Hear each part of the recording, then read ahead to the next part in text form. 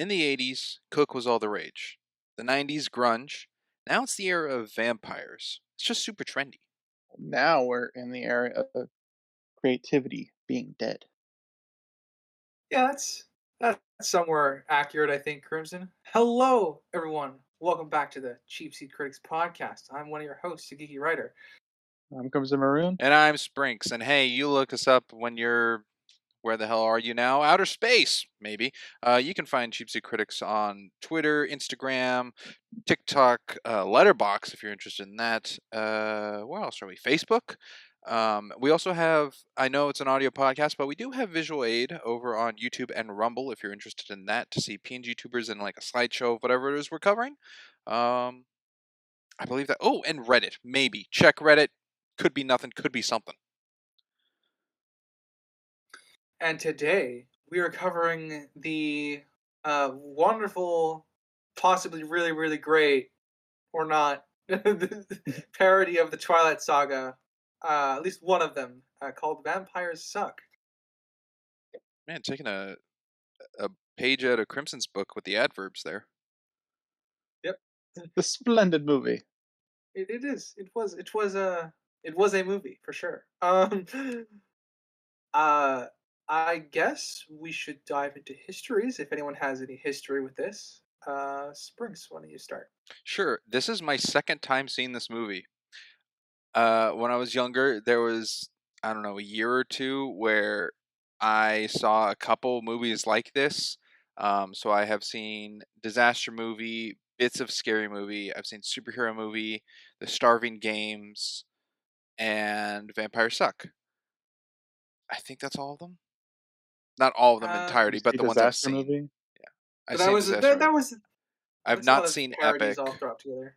Yeah, haven't seen Epic movie, and thought there was another one I'm missing. But and then I guess it's included. I've seen all the Twilight movies and never read any of the books. All right, Crimson. All right. I guess I'll go with similar histories in regarding parodies. I've seen the Starving Games and bits and pieces of Scary Movie. I saw Scary Movie 4, I think. 4, 3 or 4. Whichever one has Dr. Phil in it. Uh, and superhero movie. Those are the parody films I've seen. Vampire Sucks. This was the first time I saw it. I had seen the fight scene, I guess, with what was his name, Bob, and whatever the dad's name is, Frank? Bobby and Frank. Yeah, the fight with Bobby and Frank. Sinister showed me that a while ago for all this Twilight stuff. So, and I didn't really know it was from this, but now I do. And I've seen all of Twilight twice for the podcast, and I've not read the books. Going through the checklist. May as well round out the checklist. For parodies, saw superhero movie. I've seen some of the classics like Spaceballs and Galaxy Quest, and there were Saw those two. Those count? yeah, They're those are parodies. parodies. Oh, They're officially parodies. I Yes. guess okay. I've seen those too. But again, we'll get into that once we start our discussion. I've seen a few. I've seen the Starving Games, and I think that's it for my parodies. Though I don't watch as many parodies as I normally do. That being said, this is my first time watching it for the podcast, and I have all seen all the Twilight movies for the podcast. I read all the books at once upon a time, but I have since deleted them from my brain. So here we are now. um, I guess with our histories out of the way, I'll give us some facts, gentlemen. If you all are interested into facts, Oh, I sure am. I'm very interested in yeah, this. yeah. There's not many, which I guess shouldn't be surprising. Um, Buffy the Vampire Slayer obviously makes a cameo in one scene in this film, but there is a cover of a October 1999 magazine issue of Entertainment Weekly featuring Sarah Michelle Gellar as Buffy wearing a sleeveless blouse with the words "Vampires Suck" written on it. Oh, So that may be where this film potentially derives its name, and also would explain her cameo. Not Sarah McGellar's cameo, Buffy's cameo. Got to specify because it wasn't Sarah McGellar. I still wanted to double check that, and it was not. All right, so the Um, entertainment image was actually used like in real life, and that helped, I guess, could be for this movie. It wasn't promotional for this movie that she wore. Considering it was 1999, no. Okay. But yeah, it could have been an inspiration for the title of the film. Let's see. The voiceover artists who dubbed the German version of the original Twilight movies also dubbed this movie for their respective characters in the franchise, which is kind of funny to think about. That's neat. maintaining continuity. I know. I mean, after you do a couple movies, what other work are you going to do for it other than similar stuff? Yeah.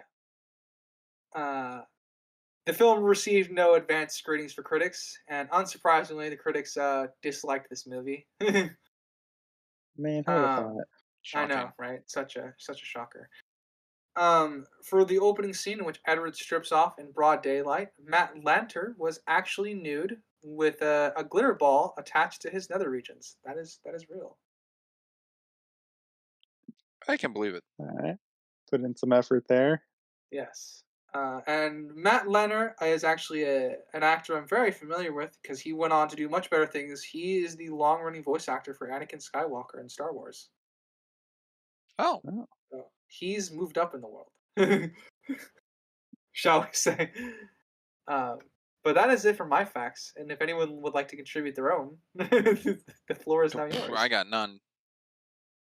the principal is the well known superhero sidekick, All American Boy. If not, if you picked up on that, No, I didn't. he looks older here, but it's All American Boy. Come on. It's Alrighty. not really a fact, but I guess, well, the guy who plays, I don't know the actor's name, but who plays Mr. Russo in Wizards of Waverly Place is Yeah, what's the parody character? fisherman. The Santa butt crack dude in this one. Yeah, Um, and then there's a Wizards of Waverly Place reference in Becca's sleep. yeah. I noted that. I figured we were gonna have a talking point on that. Yeah. Quite possibly. And with that, gentlemen and audience, we shall dive into the film. Our format today is going to be popcorn because this is a straight up riff off of the Twilight. The first two Twilight movies, I think, technically. Yeah, Yeah, I don't think there's much of a clips in this. Yeah. yeah. I don't think there's Other than any. a direct reference, but Yeah, calling it out. and I guess to start, why don't you start us off, Crimson? Sure, I'll jump kind of in the first quarter or third of this with the baby juggling in the classroom. My only question is, whose baby is that? It's obviously Renesmee. Oh, you came a little early. I have A no time idea. traveling It's just baby Edward's snack for the day. in Bella's backpack. It's his Or, lunch. Becca's backpack. It was really hard to stick with these people's names in my notes It instead of was. the Twilight names. It's Yeah, how weird is that for you? that so many people have parodied names, but Edward and Jacob And are the Jacob, same. keep it. Yep, I had that I noted. mean, they're strangely enough. I think the reason they chose to do that is because that was what all the marketing was about, was whether Bella was going to choose Edward or Jacob. So they kind of wanted to keep that marketing. Well, the If that makes sense. fangirls bit certainly helps with the Team Jacob, Team Edward. Yeah, for sure. Uh, But I guess to answer, Alright. don't know where the baby came from. Don't know where the baby went. I mean, yeah. so it's still in that backpack. It probably turned out like whatever the hamster's name was. You forget that the scene ends with the bowling ball going in and hitting the baby. Yeah, Allegedly. nicking its leg. I mean, you could see it hit the baby on the way in. um So, to answer your question, I have no idea. There's Mm. going to be a question of continuity going through this episode of the podcast because Oh. It's a cartoon. go on, yeah, it's I definitely mean, cartoony.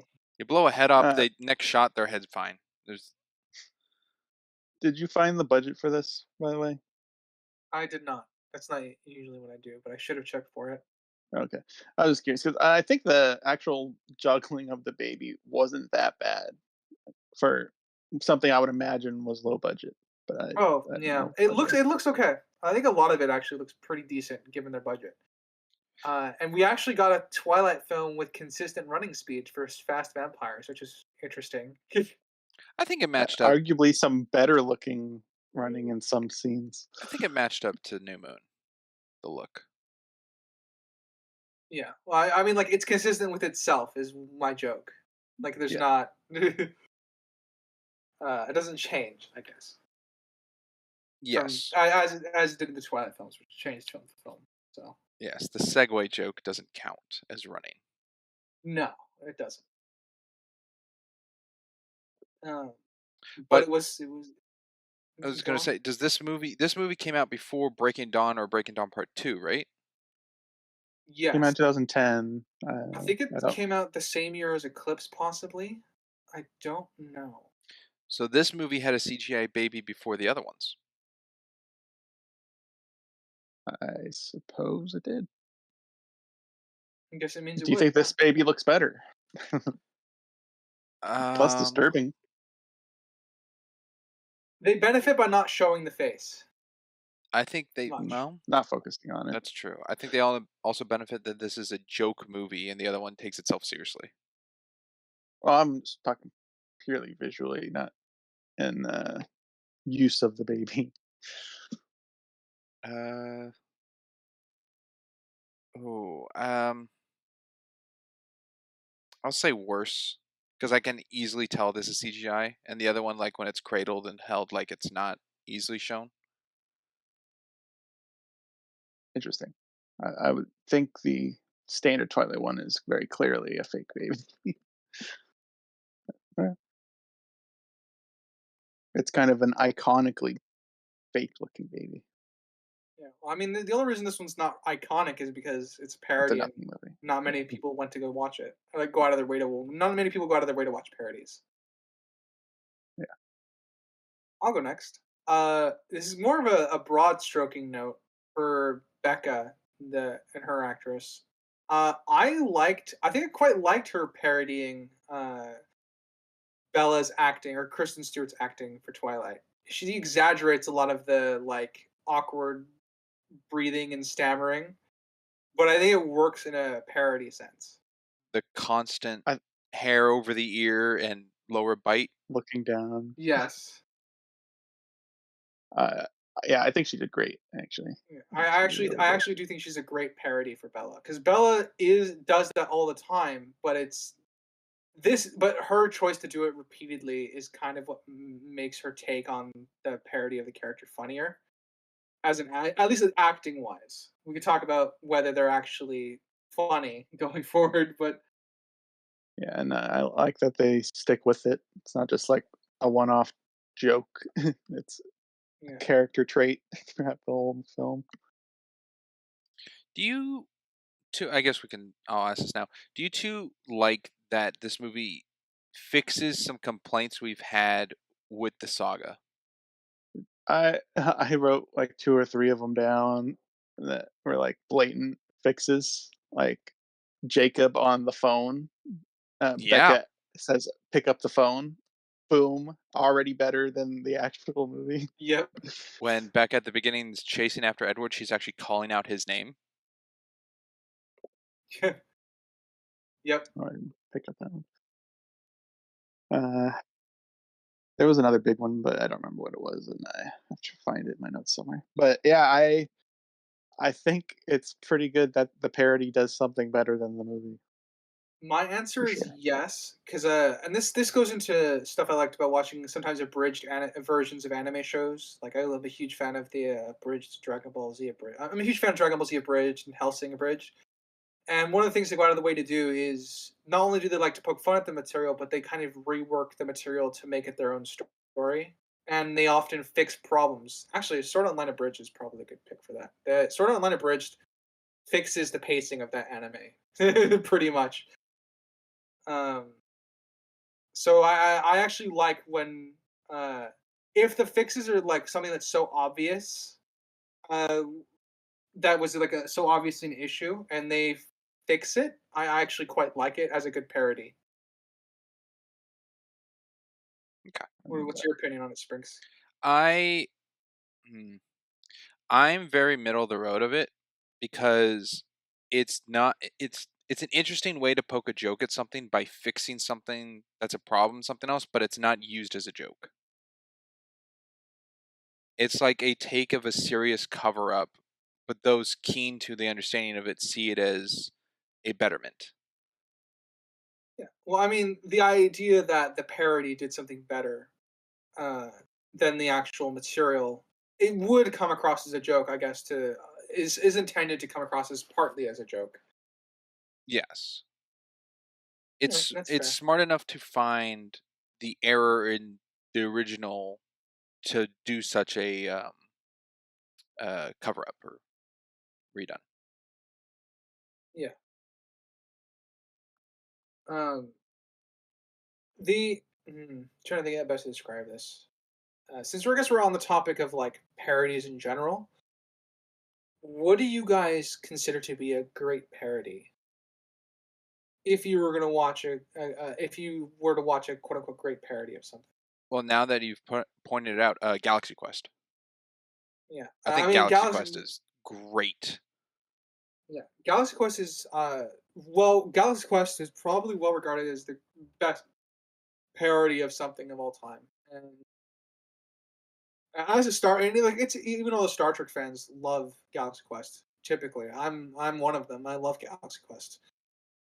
Well, some people argue that Um, it's better than some of the Star Trek movies. it probably Yeah, is. I would argue it's better than a few of them as well. Um, because but uh, you go ahead, Crimson. there's like two ways of approaching parodies. There's one that's like a one for one copy, which is kind of this, but they try to combine two movies into one. Or you have more with creative liberties like Spaceballs and Galaxy Quest, where they take the tropes of what they're covering but craft it into their own stories without doing a one for one Yeah. remake. Well, Galaxy Quest and Spaceballs tell technically an original story as well, technically, but they Yeah, still pay homage to what they're parodying.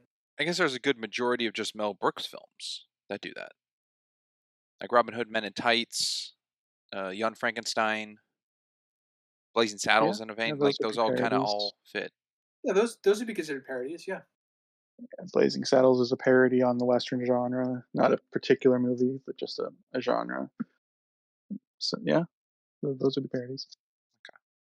I guess that's why it Uh, didn't hit my radar when Ryder brought it up. It just like parodies of this form of Vampire Sucks and Disaster Movie and all that to me are far different than like Mel Brooks, but that they're both in the same genre.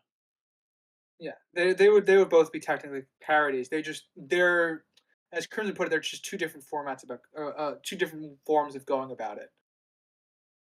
yeah. Um, And I prefer the more creative liberty route, the Galaxy Quest and so on and so forth, um, than the straight from one for ones because it's gimmicky typically. Like for this film, I was more engaged in the first half than the second half, and I was like that with the Starving Games. Uh, Superhero movie was actually enjoyable for me throughout, but usually the gimmick fades for me, anyways. I don't know about you guys with your parody yeah, consumption. I would agree, and this is something like if you're using the same joke too much. Actually, here's a good example. You're using like dick jokes too much in your movie or something. If it's can be funny the first few times, but if it's just something to keep hammering home, it can start being a little tiring and less funny because you lose the more you repeat something, the less funny it tends to be. I think one of the best examples are farting jokes. U- Usually in kid films and stuff, way too much of that can just pull it down. Do you think a parody benefits or takes away, or how do I word this? Do you think a parody strengthens on the knowledge, like, Of the property it's parodying. yes, but to the viewer? Like, for example, I guess Galaxy Quest. Is it better to have seen Galaxy Quest on its standalone own, or have seen, a fair amount of Star Treks before seeing it? The interesting thing Right. about Galaxy Quest is that it is actually a great standalone movie. But that being said, you benefit in a different way having experienced a bunch of different Star Trek movies and a bunch of the different Star Trek shows. You benefit from it changes your perception for sure.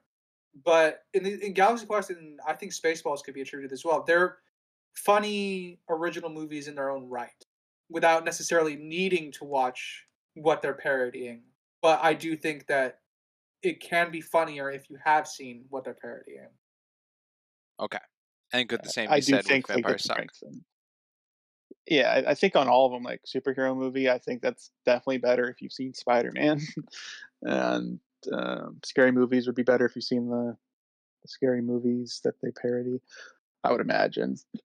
Yeah, the creative liberty thing, where it's like they can be their own original story and they can be funny on their own, which is fine. And that is, and that, like I said, Galaxy Quest and Spaceballs, I think, are high tier enough to where that you don't have to have watched what they're parodying to in order to enjoy them and find them funny. But it just you benefit from having done so. Okay.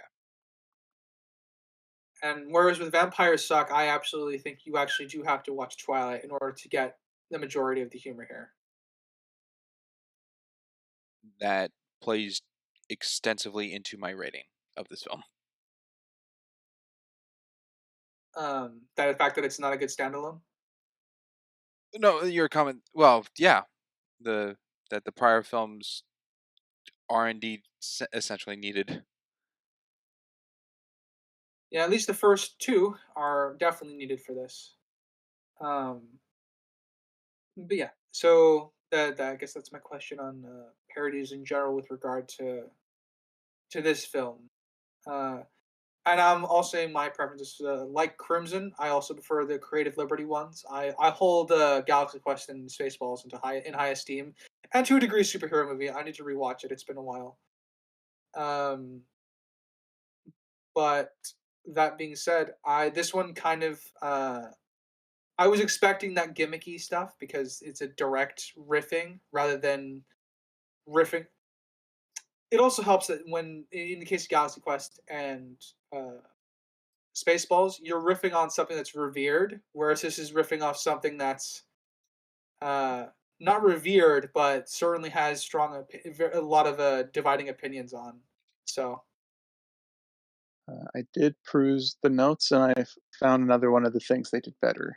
I was referencing the car veering to Becca was better in this than in the movie.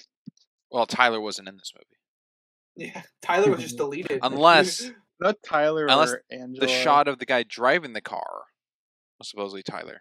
But Well, I mean, like he's not a character though, no, no, not in this. Yeah, because in the Twilight movie, the car kind of just magnetizes parallel. It doesn't continue momentum, but this one actually does. This one spins properly into hitting. So, an improvement. Good stuff.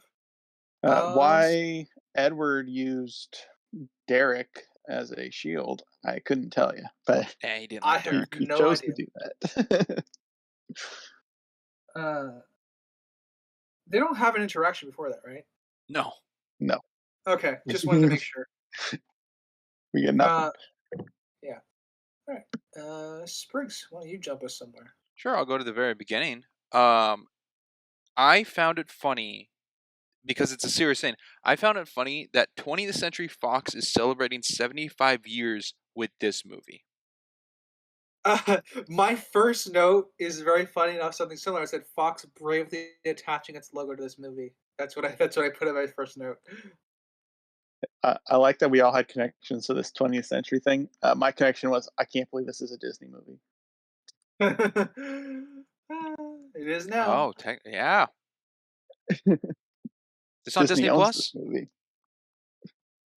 They'd probably put it Uh, on Hulu. But I would probably imagine it'd be on Hulu more so than Disney Plus. Oh But yeah. I'll check after the podcast No. because you made me curious. Sprigs. Wait, you just went Crimson. Go. how do you guys feel about the opening of this being a hook from the second movie? I was kind of confused watching this, having seen Twilight. Like, why are we starting at the second movie? What's happening Oh, here? I see. The Uh, starting at the end of the and movie, and then it's like, yeah, and it's not really relevant to why they did that, other than for the. It's not even like a funny joke where she's like, "Oh, you already seen this," and then fast forward.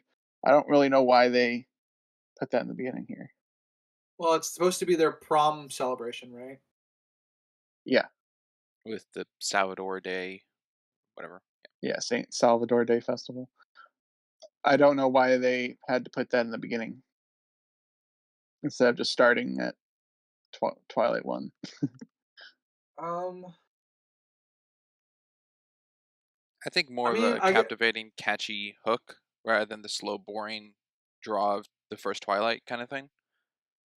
If they start with suspense and tension, it would suck people in more to captivate. Well, I mean, the intention is definitely to hook the audience. Considering the fact they literally have a bunch of bikini girls going to dance in a fountain, and Edward stripping, or Matt Lanner's Edward Sex stripping. sells. Sex does in fact sell. Um, and I think obviously because that's supposed to be one of the most dramatic, pointed moments of the Twilight franchise. I think starting a parody riff of that is undercuts the Twilight franchise more pointedly, if that makes sense. So I can definitely see why they chose to do it. Um, I don't really have I don't feel strongly about it either way. Crimson, how would you have preferred the opening, like without it, to go? I mean, I think I would have just been fine with the car ride opening with Becca and Frank, Oh, so because not a you get a replacement, good. just a cutout. Yeah, I mean, I don't think they needed this as the hook. I mean, the selling it on the sex sells, I guess, but But that could I be don't played know. still at the The end. people going into this movie know what this movie is. You don't really need this Probably. hook. Then They've Crimson, seen the trailer, or they know these type of parodies. You don't just find a rando moviegoer watching this. This is something you go in expecting. then So Crimson I to don't you, think it really needs a hook. is this an editing nick? I suppose. I mean, it's more direction. 'Cause someone told the editors to do that. Um, it would be direction or pacing, I think. 'Cause they're clearly doing something intentional with the pacing by starting with this as well. That's true. That's what I thought benefited it. Because Yeah, if we started with just the car ride and we're entering Sporks and you see a vampire killing someone right in front of them and Frank not reacting, and then the comedy between the two in the car about her growing up and stuff, you kind of have a good gist of what this movie is as a hook, I think, in of itself. yeah, I agree. I um I don't know if that makes it better, if that makes sense. I guess what are you driving at? Is this like an objective point that you feel strongly towards? I haven't decided yet on that. It's kind of why I was probing it as a question to kind of give me an answer to myself. Fair enough. Because I'm kind of on the fence on whether it's an objective issue or not. Yeah, I'm leaning towards not an objective issue, mostly because um, it's it feels very what's the word? It's like a hook, but it's not necessarily a hook. Uh, I think the absurdity of what's occurring with the the Jello wrestling and the disco ball nudity and everything like just so wild and out there gives it such a hook that the comedy following after for the beginning is fitted. And without it, like if this scene was picked up and moved later, like just edited, I think the comedy would have been more of a slow burn, like gradual incline, and then the ending would have had a lot of just jokes back and forth, versus the tension build to then go into the humor of the world that is kind of established with that first scene. Interesting argument. Putting this at the end would pack it more. Yeah, that's also true because the ending already has a lot going on for it. But It the ending might have, or it focuses might way have. more on the prom than the Zoltori Flash Edward thing. Yeah, it might have oversaturated the ending. Maybe that's a fair point. I already feel like it is oversaturated. Yeah, I know the ending does start tending towards that anyway. And it slightly bookends it. Well, wouldn't really call it a bookend, but that is a fair point about it being a bloated ending at the end. I'll sit on it. We'll see what I think on the ratings at the end. Fair enough. Um, uh, kind of sticking with the opening. Having not seen this before, I find it funny how violently Team Edward and Team Jacob go at each other. Yeah, That just like one us. made yeah. Well, I don't think I was beating you with a rake, Spring, but Well, Crimson, are you going to ask No, us the question again we were after pretty this movie? good. Yeah, same names too. I do feel Jacob was underrepresented in this because this was covering the first two films, and the second movie's the Jacob movie, and there's not much Jacob in this. Well, there's more Jacob in this than the first Twilight movie. Yeah, because they're combining the two movies. But yeah, I think I know what you're getting at. I don't think if this was like uh, if it was an extra like half hour, I think it would have become more Jacob focused. But I don't know if I'd want it to be an extra half hour because of how long the gimmickiness can be going. Um, this is an interesting question for all of you. Uh, what was your favorite gag, if you have one? Oh boy. um, I kind of have two, and they're kind of tied to the same type of joke. All The right. the fighting between Bobby and Frank in the background, and Bobby jumping over a tree in a wheelchair.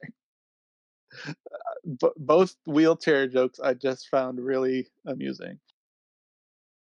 Springs. I think my favorite gag is Jennifer and Becca seeing Breaking Dawn, and Jennifer stating all the problems with like what the movie is in being the world that they're in, and then the movie of itself is what it is. So just that 16th The wall break meta joke. Fair enough. Um, uh, Crimson. My favorite jokes are the exact same as yours. Not. I think I hadn't seen that fight before, so I spat out my water. That actually made me laugh, like properly. That the wheelchair jumping really caught me off guard. I wasn't expecting that. And I guess honorable mention would be Edward getting clubbed in the head at the very end. That was a surprise and awesome. I wish they didn't show that little snippet of him actually surviving it. Just how the movie But that was ended. pretty funny. Yeah, just ended on him dying. Becca's screaming, "Oh!" Roll credits. uh, yeah, honorable mention. Fair enough. You have an honorable mention, Springs, or is that just Um, the main one? Yeah. Probably Jasper running at Becca with a knife and fork in hand.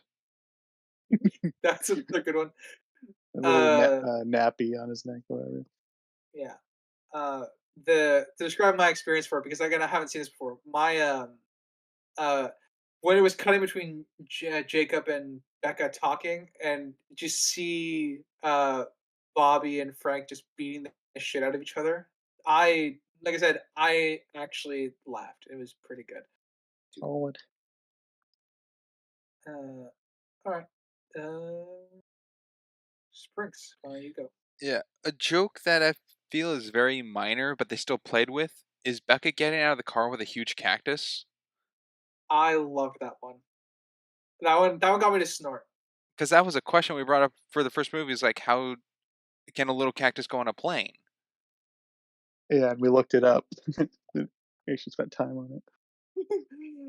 So it just seemed like such a small niche joke. I didn't realize that's supposedly I guess a big thing since they joked on it in this movie. Well, the cactus makes an appearance in every Twilight film because it's in Becca's room, in Bella's room. Um, Uh-oh. yeah, here we go. It started. It's in Bella's room every time we're in there, so we can see the cactus. And obviously, she shows up with it. It ties her to Arizona, and we don't see it in the previous scene, so it's a prop that just appears. Yep. There's a lot of that. So Yeah. yeah, Wasn't in the there's a backseat. lot of that. It was Yeah. that one definitely got me to snort. I like the fact that she just got out with a big cactus because it was so the opposite of Bella's. Yeah, this did what a lot of the like full-on parody ones do. They just shoot 1,000 jokes at you, and hopefully a couple stick.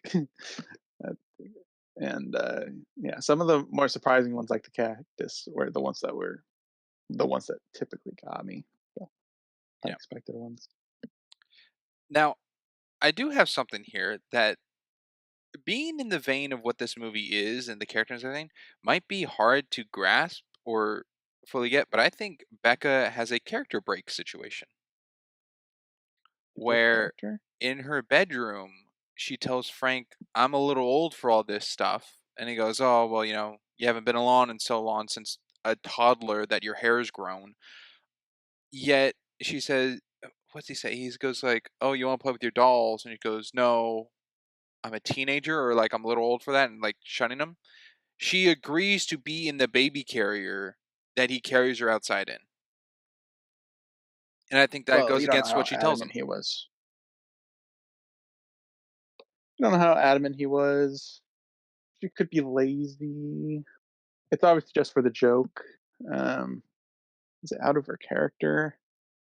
I think she would have said I mean, no. you could argue a lot's out of her character, like the whole lingerie thing. Does Yeah, that really fit that's her? that's why I said it's hard to kind of um, grasp it. But I just feel like what the previous line said about the situation, that it wouldn't have gone that way. I think it would have yeah, been, I'm, it could have I worked where he's holding it and they're walking down the steps and he goes like, "Second chance," like, still good, and she like just shrugs him off. yeah, but that's not an attempt at humor. That's they try to cram these. I would agree with you if this wasn't a full on parody where there's not really many rules to any of the characters or anything. Uh, because I don't think any of them have a consistent through line with themselves. Anything can go with anything. Are all the Funny characters enough, too I one think dimensional? I mean, yeah, they're not really characters. They're just vessels for jokes. yeah. That's the interesting thing with parodies is where that line has to be drawn. So I guess, Ryder, your thought on it? Um, yeah, I it is a character inconsistency, but that's clearly intentional because it happens so repeatedly throughout the film. Um, so I don't know if I were to grade it with my normal objective scale, I don't think it fits. Um, which I guess would be my stance on it because it's hard to grade that sort of thing on a on a character consistency level because of how blatantly inconsistent they are.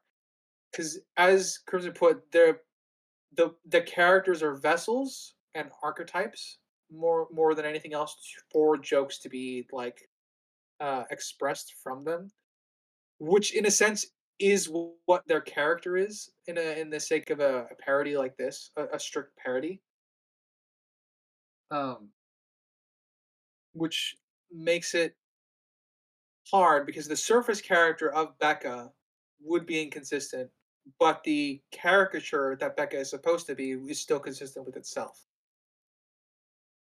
Like if Becca halfway through the film stopped doing all those those kinds of jokes and stop being a part of those very very over the top parody things, that would be worthwhile as listing as an inconsistency, if that makes sense. Okay. That is interesting. Yeah, these characters do have kind of two different characteristics with them. They have the thin veiled surface, and they have their role within the film as comedic husks. Yeah. Interesting. So that would be how I would have. That's how I'm objectively breaking down the characters for this. If they're inconsistent with those two interacting husks, so like uh, if for example, Becca was a normal halfway through the film and stopped being the parody, I would probably label that as an issue, as an inconsistency.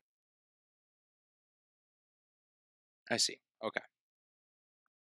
I'll tell you, I'll get this out right now. The harder thing for me to do was world building because of how things just appear and disappear.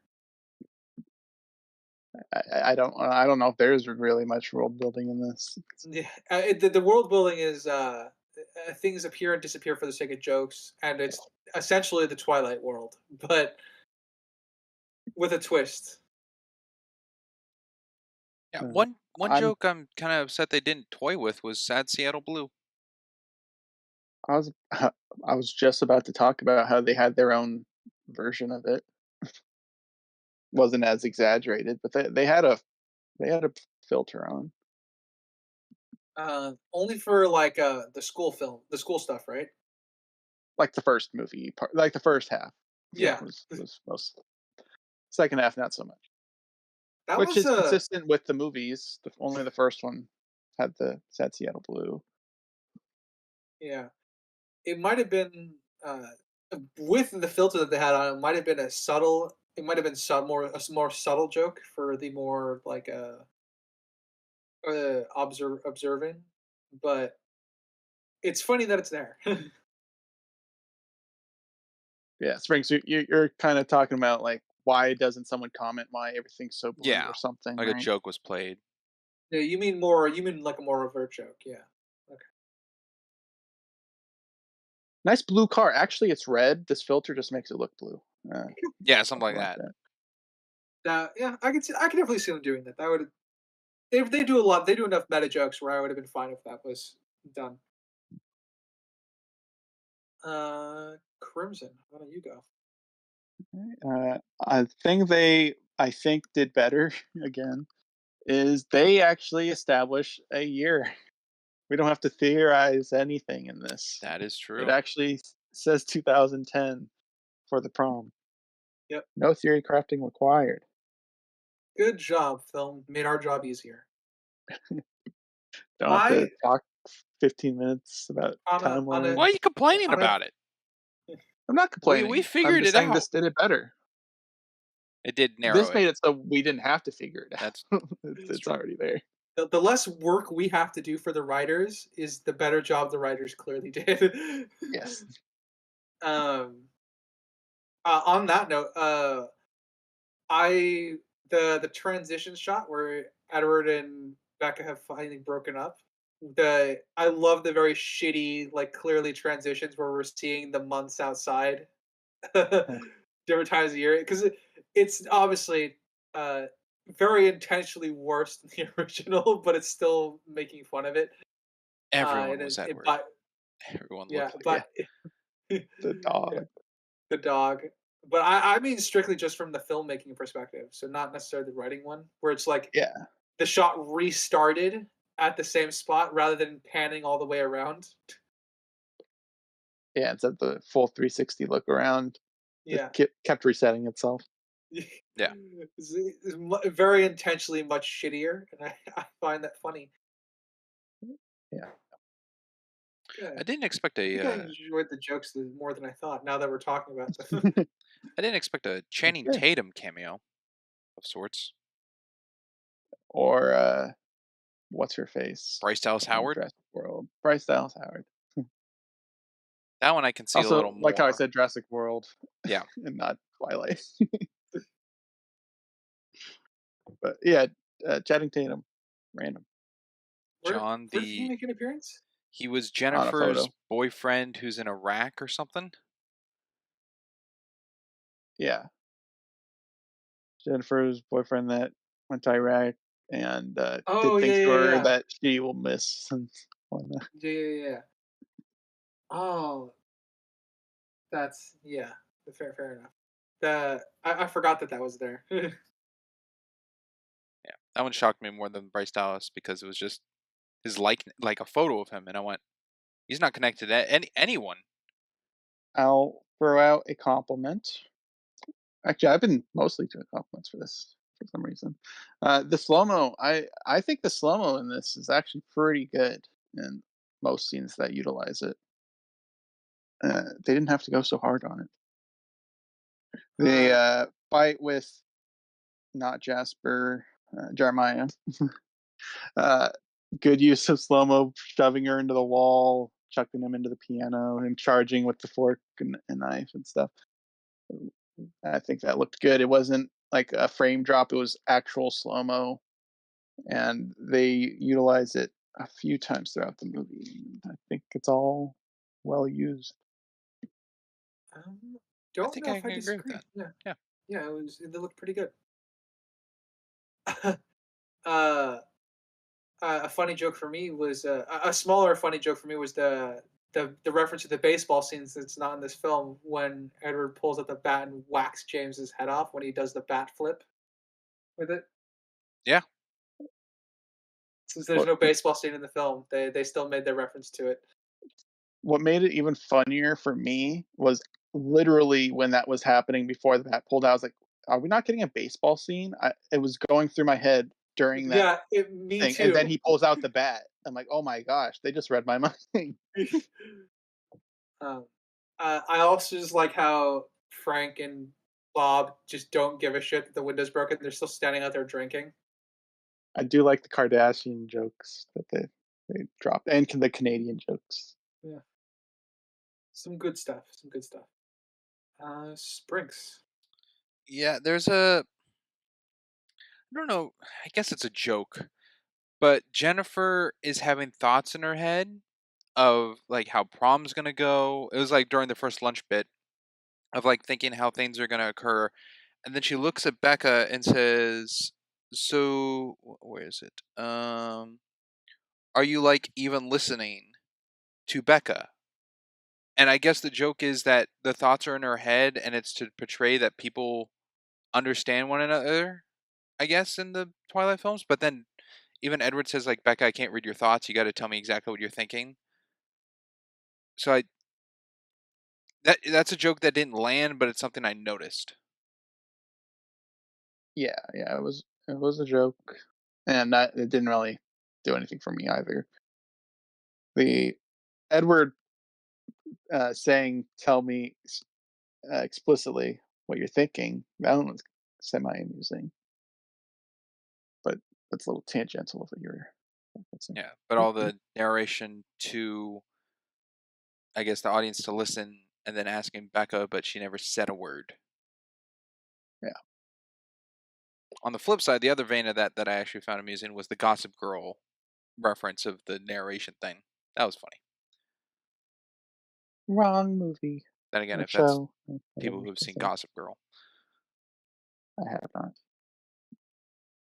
Yeah, I'm trying to remember. I think these particular creators, when they do parodies of stuff, they tend to oversaturate their films with other movies and other movie references and other references to other franchises.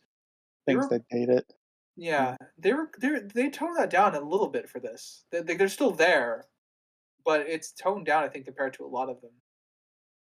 I agree. Yeah, usually they're very heavy-handed with references. This there weren't too many. You had Gossip Girl. You had Simon Cowell leaving Black Eyed Peas. American Idol. Yeah, I suppose that's dated. So yeah, it wasn't too full. It was actually decent, I think.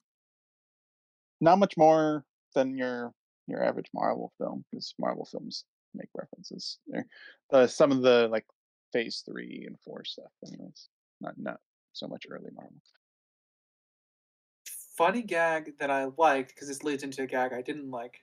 Um, the slow mo walking out when Becca figures out who Edward is. They kind of redo that whole slow mo walking out into the forest scene. Um, the parts I didn't like, and this is going to be thematic with most of it. I don't like the gags where they just teleported in random things. Most of the Hmm. time, I do like the cactus one, because that one's direct reference to Twilight.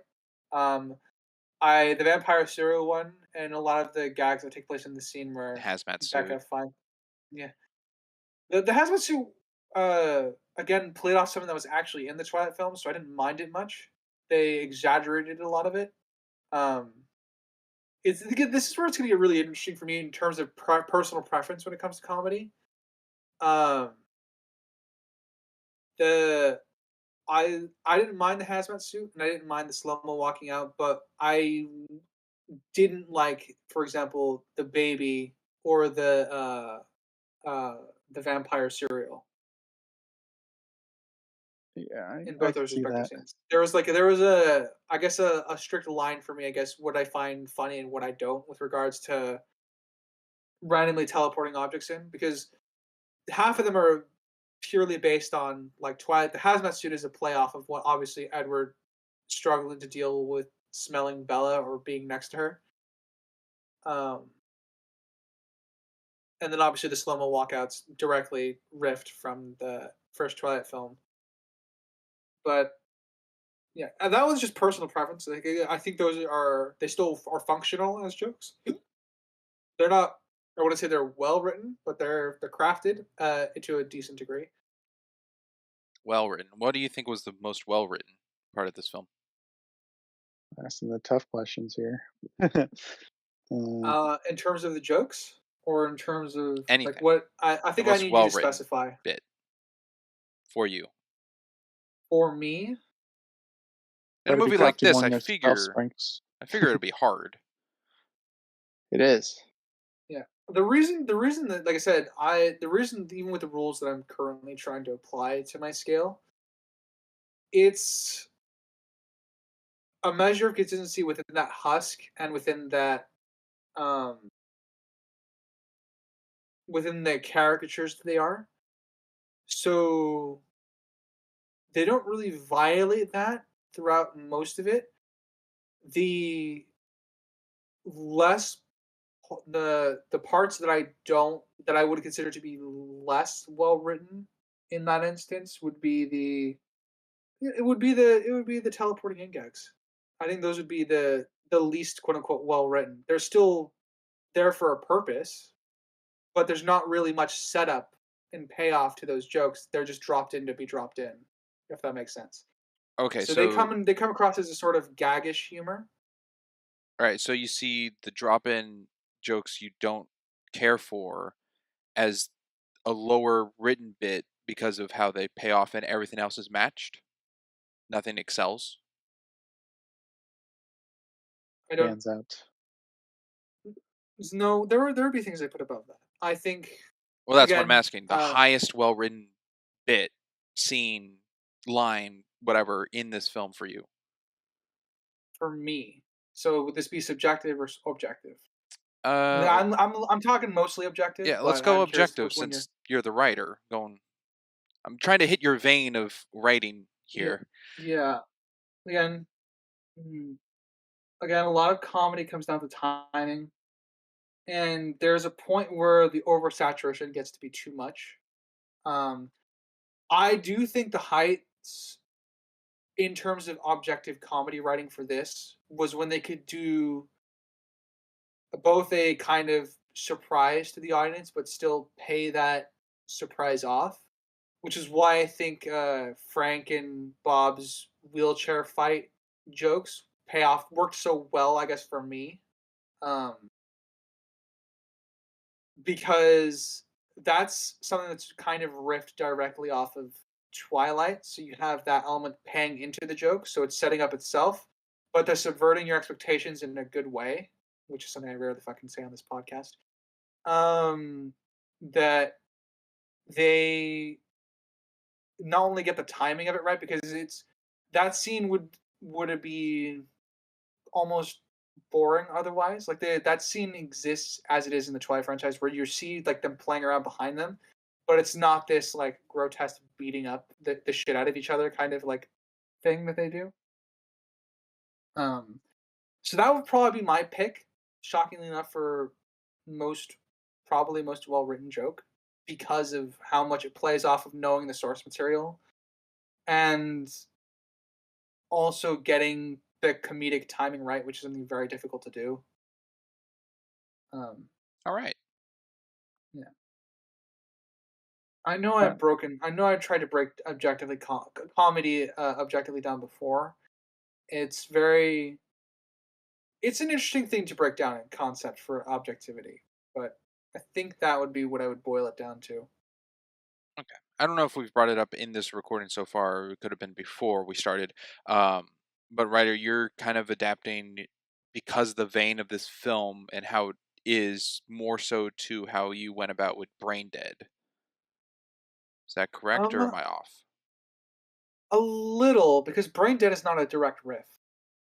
It's reference filled, but it's not a direct riff of something. This is a direct riff of something. Okay, I guess I'm mistaken. I know there's something we've covered before in an episode where you had to adapt and change your objectivity score to better fit what it is we were covering. That was Brain Dead. That was Brain Yeah. Dead. Okay. It's just different levels. It's what Ryder's saying. Yeah, there's different Okay. levels. So like, yeah, and It's not a in Brain one-to-one Dead, I'm scale, but trying. it's another change. Yeah, it functionally has to be, because this is functionally a different style of parody. Um, Okay. because I can't objectively judge it as much as I would like in a normal story based off of plot and world building, where because the plot is essentially the same as Twilight's. The world building is essentially the same as Twilight's, with a few minor changes to how particular clans act. Like the Sullens in this are perfectly fine eating people. Um, and so like the world building is close and stuff like that. So what's fundamentally different between this and the Twilight Saga is the gags, which is why that plays a much higher focus in terms of objectivity for this. Okay, awesome. And You've given me a great question to bring up during the recap. I would. Okay. I got a question to piggyback off of. Hopefully, it's not the same question. Sprinkles And Oh, if we'll, it is, go right we'll ahead. figure it out. And are you taking into account the Twilight movies for this objectively? That is It not the kind of question. has to be. So you mean objectively? That's what I said, right? I, Objectively. I didn't hear you correctly. I assume that's yeah, what you meant. Objectively, yes. It kind of has to be,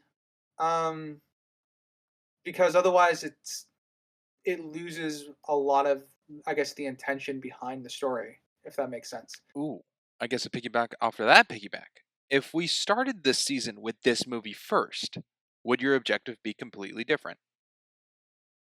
Uh, by the end, it probably would have been, yeah. Okay. Well, no, I had seen all the Twilight films before, so maybe not. But it would have changed regardless. It wouldn't be horrendously different, I think, but it would have been different because the films kind of feed into what this is. Same question for you, Springs. Are you involving the Twilight films with this in your rating, Subjectively, yes. but not objectively? Not objectively, no. Well, that's probably going to result in some very different numbers. All right. Because my objective, Um, I know it's complicated out there for those who have stayed around for all these episodes we've done so far, but mine is always set to the film being made. Well, yeah, you like to involve outside elements, though, which the Twilight films are the outside elements in the creation of this film. So I thought that would be part of it. For my subjective, This yes. film would not exist without the involvement of the Twilight films. So Yeah, that's definitely going to go into recap because he's right, Springs, that you do that all the time. So it's weird that you'd be making an exception for this. But we can hold it off till recap. Okay. Yeah, just thought it fit under your umbrella. Um, What about you? well, Since you may as well answer the question yourself, I Crimson. I think it is so integrally tied to the Twilight films, and it wouldn't exist without them, that I am involving it in my objective. Yeah, it's hard to. The closest thing I could think about to this would be in opposite to this. Funny enough, would be my adaptation argument is how something needs to stand on its own when it comes to adapting a book. Like I would judge it based off of like and again, Lord of the Rings films compared to the books. I would judge the Lord of the Rings films independent of the books because they functionally are a self-contained story. Uh, I would say this really isn't a self-contained story because of how much it relies upon the source material in order to make itself give it itself its identity. Yeah, I've so given thought I to will what be I involved in it. said, and I get now the understanding of what you mean by connecting to Mhm. objectivity. Um, I will. I guess in an aspect, yes, it would be connected. Okay. Okay. Do you want to talk about which degree, or would you like to just expand that and then recap? The structure of it, Okay. the Yeah. connected of structure. All right. Crimson, why don't you go to the next point? All right. So we have, I'll save one for later. Well, I'll talk more about Jacob because I brought him up earlier, and it is hard to look at some of these elements as objective because of the parody nature of it. But I feel like, with knowledge of the previous films, there is required setup for the Jacob motorcycle bit here that is completely absent because we get Edward leaving and then boom, Jacob with bikes, and Oh that's it. yeah, we completely missed the We don't go. get her getting shoved there or her looking for an outlet in Jacob. It's just she's with Jacob and she's going to ride her bike now. And even if you didn't see the Twilight films, I feel like this would still be a weird jump with nothing connecting it. So I think that might be a potential objective thing. They didn't set up this next part in the story. Interesting.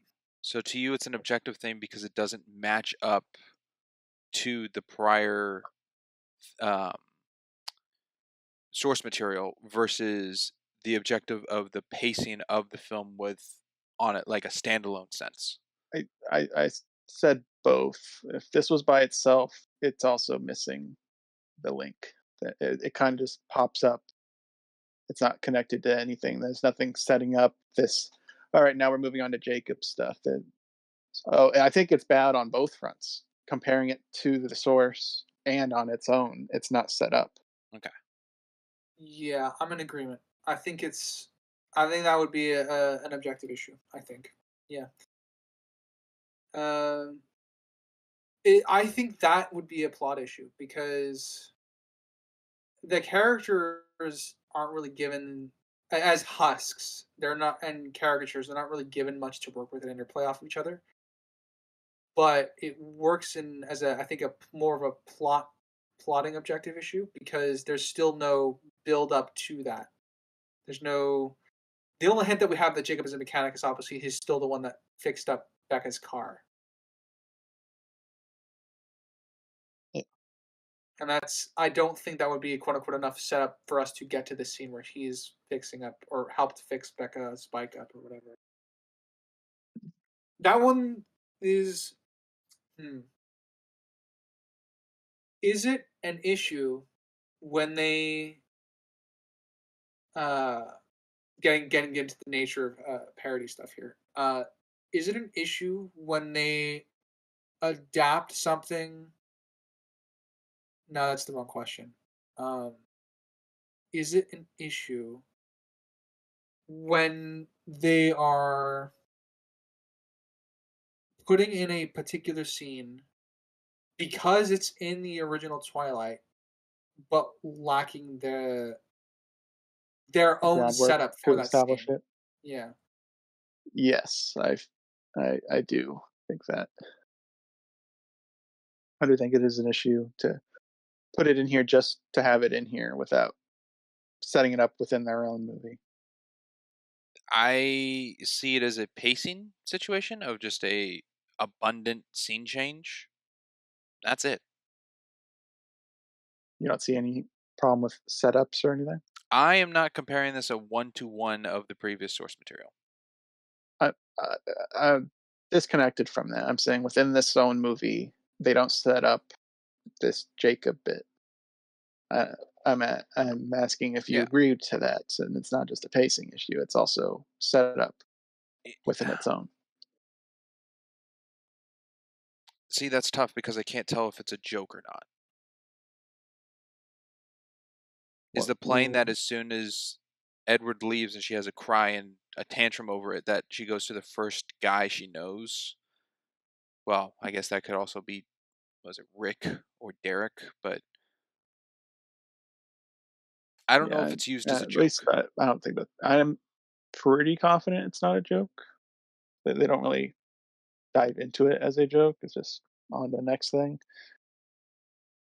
And that's a toughie because humor is subjective to the individual. So I'm sure there could be Yeah, I someone mean, who did find it how funny. The okay, reaction. it's anyone could find anything funny. So the I don't find that as a great argument for that. Because you can look at something and be like, okay, they set this up to be funny. I didn't find it funny. I don't think they set this up to be funny for anybody. Um, Somebody could see a empty room with a chair in the middle and find it funny that there's a chair by itself. But they didn't make that to be a joke. It's just that one person for some reason thought it was funny. So there's elements to how they set up a joke, and I'm pretty sure they didn't set that up to be a joke. Okay. And then that I funny mean, enough ties back into the saying I've been saying quite often is that the reaction to humor is subjective because people can find anything funny, but comedy as an art form in of itself can be objectively broken down into its parts. Timing being the main one I tend to focus on. well, I gotta watch my words on what I'm gonna say here. But in a vein of film of this, I don't know if a setup scene, because it would have had more jokes, it would have had more gags to get to that point. Uh, it, it would have been a smoother transitional usage to get to here than a hard cut scene change, which is I'm agreeing is a bad um, or poorly done, not transition, but poorly done like follow up because there is no setup for this scene. But I- So, it's so you're seeing it more as an editing thing and less of a setup thing. yes, editing pacing vein of the film than a Okay. writing one to one somewhat of source material. Uh, to be clear, I don't see it as a writing one-to-one issue, at least with the source material. There is that element that bleeds into it, but it lacks its own setup. Is the problem within the course of this film? At least that's what I understand my problem to be. That, Crimson, I won't okay. speak for you. That mine's both. Yeah. Comparing it to the films, it's an issue. Comparing it to itself is an issue. I don't think I have much more to say on it. We kind of covered Okay. this topic. So. I definitely a very visual small thing. Uh, I this is a character thing for Frank. I actually quite like it, but Frank to quote unquote teaches Becca how to defend herself. He definitely does that. Um, he pays the price for it, but it works. I think it works in the parody sense, but I also works in it elevates Frank beyond uncaring dad. Yeah, you got Not Your Uncle. That's a reference maybe 6 people will get. The mustache. Yep. I was like, what are you talking about? Pepper's favorite? Mustache. That's what you're talking. Not your uncle. Yeah, he did, and not in a good way for him. That was a real mustache. There was flesh on that mustache. There was, there was, but it came back later, so it's okay. It's the parody. Yeah, he grew it Yeah. fast. Yes, he did. Within days. I'll go to Or an 8 days. actual, I don't know. I guess, camera error I spotted at like 29:08 roughly when Edward and Becca are walking into the woods before she reveals what he is. There's like an exposure line or something to the I don't know if it's the quality of camera they're using or it was trying to be like a touch up with editing, but there's like a line in the middle while the camera pans to the sky and you can see the color change of like the trees and sky is like, I don't know, the lens is adjusting. I didn't pick up Interesting. on it. Well, I'll have to look at that later. I don't know what was Didn't see causing it, but it was a visual blip. Discrepancy. Yeah. Okay. Yeah, Take your word for it. I didn't that- see it. yeah. As a very surface level thing, I like that the Cullens are called Sullens because I guess it speaks that they're very very sullen Yeah. as a family. Iris being the exception because she's a parody of Alice. Even still, Here's an she's interesting question. she Here's could have an been way more egregious to like Alice. Like they could have cranked her up to 11 in this movie, and she's very sidelined. She's very much sidelined, but I have a question. Is her power more consistent in this than it is in the actual Twilight films? Because of how she ended up being sidelined. That is interesting. That's an interesting I'll probably question. go with yes because it only happens twice. There's not more to question on in this film. Yeah, I don't think it trips up on itself. Other than it brings up the same questions of why does she get these relevant ones, but it's the same thing. Yeah. So Might be slightly I'd say better. about the same, maybe slightly better. Yeah, okay. That's fair. But that was going to be one of my talking. Well, the Sullens. That's going to be my next talking point of their lack of involvement in this at all. They're there for one joke essentially, and that's about it. Well, I guess 2 in the school, the being relatives but not by blood. Suppose the They're not writers involved. found more bits and usages out of the other characters than them.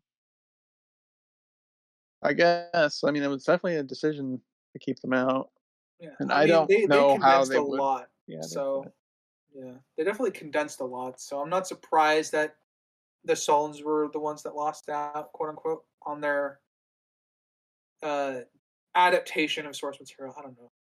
Parody of source material. 'Cause I'm trying to think because they were tied to the baseball game we never got. They were tied with the trio hunting, which didn't really happen. They kind of just popped up out of nowhere and then got dealt with. Um, so anything they were really involved with in the mainline movies was cut essentially from this. So just interesting. I'm just trying to think of like what would have been a funny one with the Solons, and I think if they did like introduction of when Edward's like saying all the family members, and when he says Esme, she has like just half a second of screen time, and then it cuts back. That would have been something. Or Or better one yet, of them's like, "Who's Esme?" And they're like, "I don't know." yeah, that would have been funny. There's definitely some gags that they could have, you know, that they could have worked around.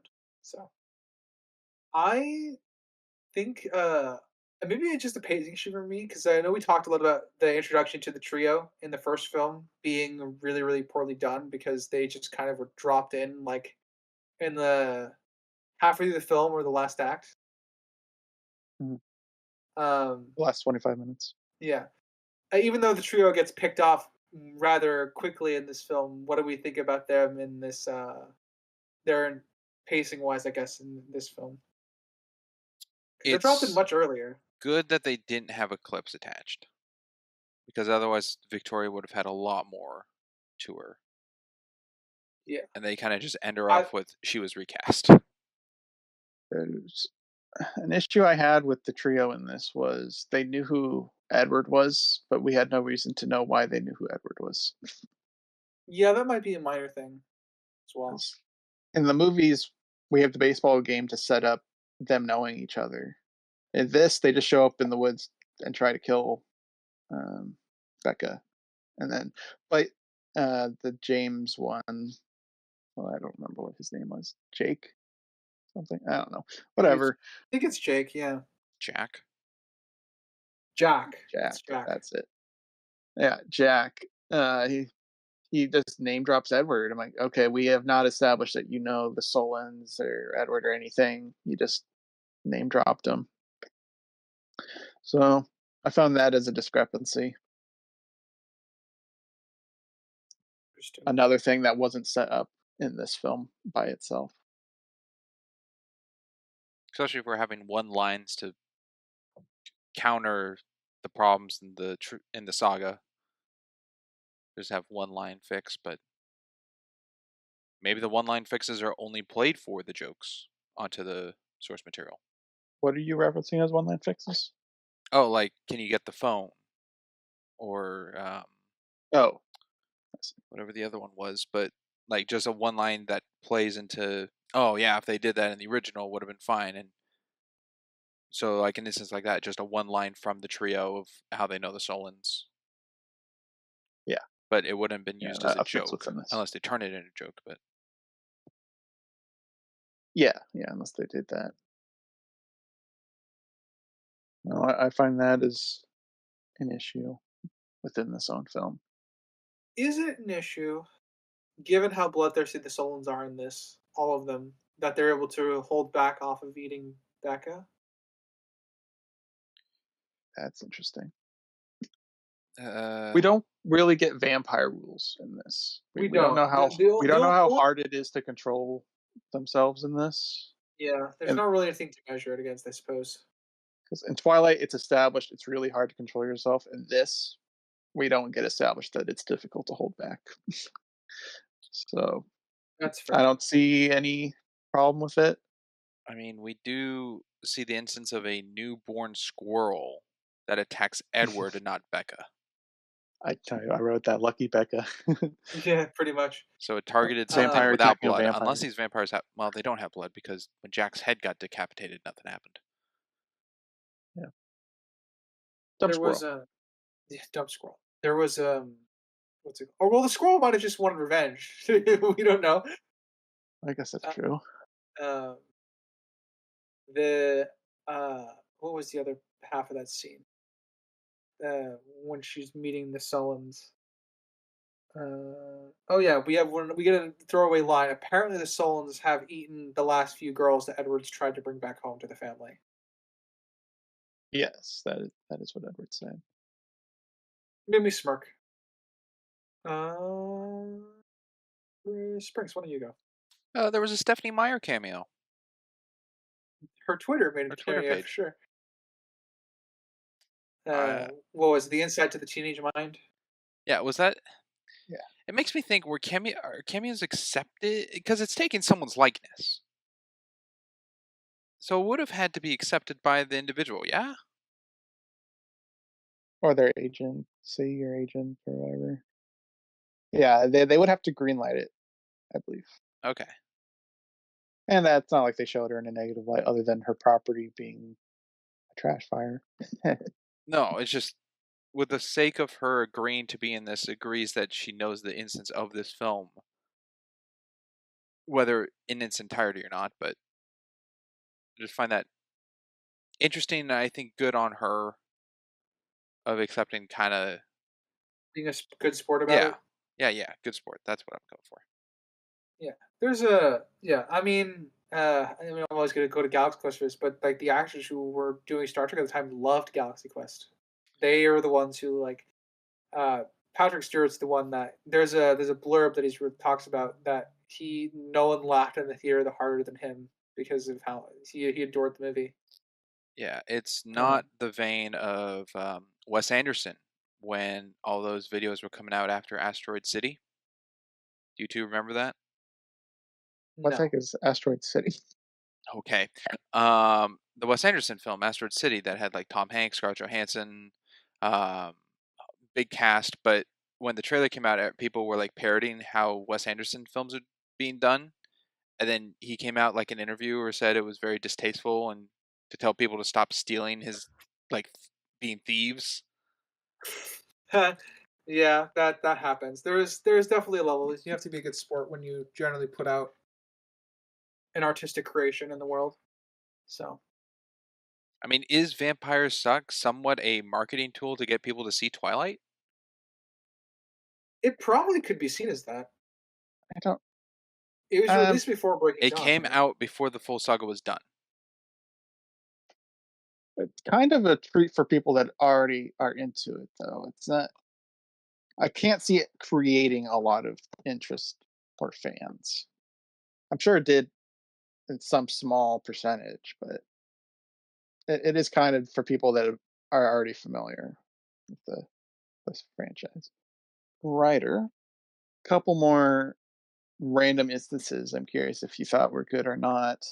Kind of like the cereal was the Cheetos bag bit and the Alice going into Wonderland. Were those good jokes or just out of the blue not good? Uh, I think the Alice joke was funny. I don't know if they justified its. I It's weird, right? Because it's a parody of something. The world, like I said, the world building is going to be inconsistent from beginning to end, as far as I'm concerned, because I don't know how to make that like a non-objective issue. um, it's consistent within itself that Alice would just be there. I guess the Alice in Wonderland bit. Um, and then for the Cheeto one, I didn't like the gag of the Cheeto one, but I think it works in the sense of they they accomplished the goal of the joke they were going for. Does that answer your question? Yes. I was going more with a subjective leaning, but you answered both there, so Oh, that works. yeah. The Um, Alice one got me to smirk. The Cheeto one was meh. did you guys like the trio more in this, character wise, than in the main line? Did I'll you go like first. Laurent No, and Victoria? No, didn't like them more. no, Did you like any of them more than their counterparts? no. Okay, Ryder. uh, on a simpler level, uh, I found Victoria more aesthetically pleasing to look at. um, uh, but I don't know that I liked them. I don't. I think they're funnier, but I think that's the intention in this. So I guess in that level, I guess I enjoyed their presence more, except for Laurent. No, Laurent did no. He did the Cheeto joke. So I guess technically, subjectively, I enjoyed them more because I found them to be more humorous. Can't say I can't say anything about objective though. What about you? Yeah. I enjoyed Laurent in this more Antone or Ant whatever it was. Um, I liked him more in here, even though Laurent is good with what little he has, being a semi nice vampire. The other one, but I think the humor I got from his character in here was higher than my enjoyment level of him in the other one. Victoria and what Jack, eh, take him or leave him for me. Fair enough. Let's see. I'll jump to the towards the end. One of my favorite one of my smaller favorite gags is I like that when they're throwing yearbooks at each other, it's not Aro, but the parody version of Aro, Darrow. Daro. I liked the fact that when he caught the yearbook, he signed it. Interesting. That was probably one of my weakest jokes for me in this one. It I think kind it of only just stiffened the pace that of yeah, everything. it might have. It was definitely. I'll agree. It's not objectively a good joke because it sacrificed the quote unquote pacing of what was happening. But I think I subjectively enjoyed it because it's very much the thing you do at like proms and late high school gatherings is you sign yearbooks and stuff. Hags. Yeah, hags. Have a great summer for those who don't know. Oh, he got then he got a personalized one. Uh, Springs, when do you go? Sure. Ruling that did not fit this movie was when Edward sucked Becca's blood to get the venom out and drained her. His eyes did not turn red. She also didn't spaz out in pain due to the venom.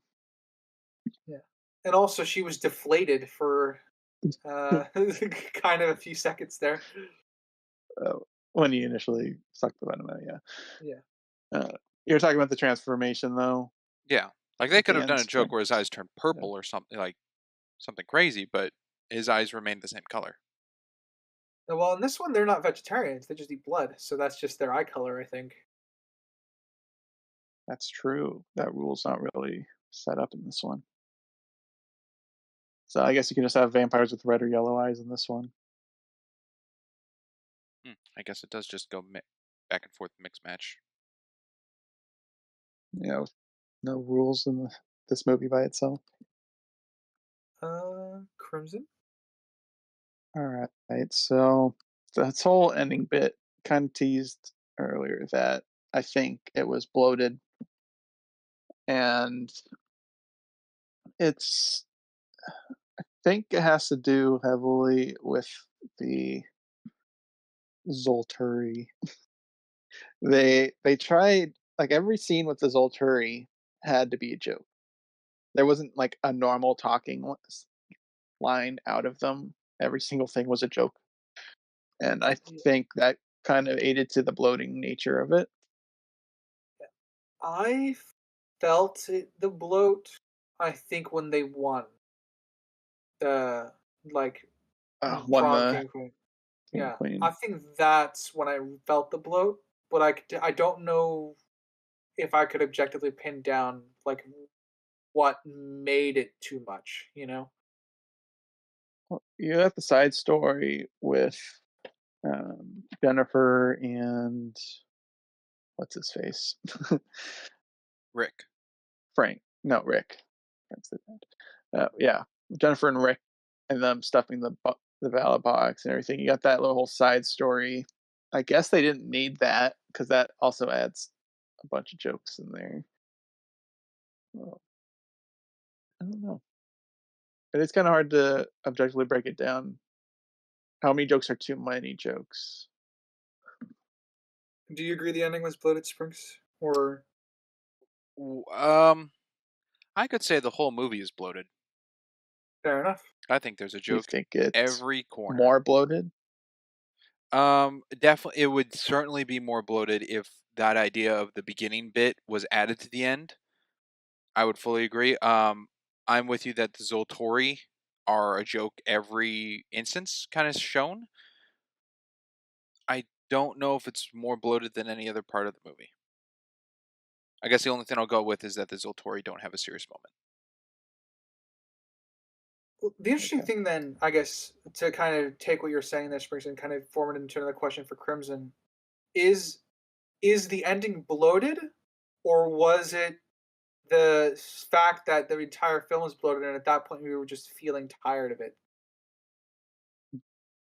The fatigue I referenced earlier Yeah, about some of these parody films, the yeah. later Would it half. just could it just be the fatigue at that point? Hmm.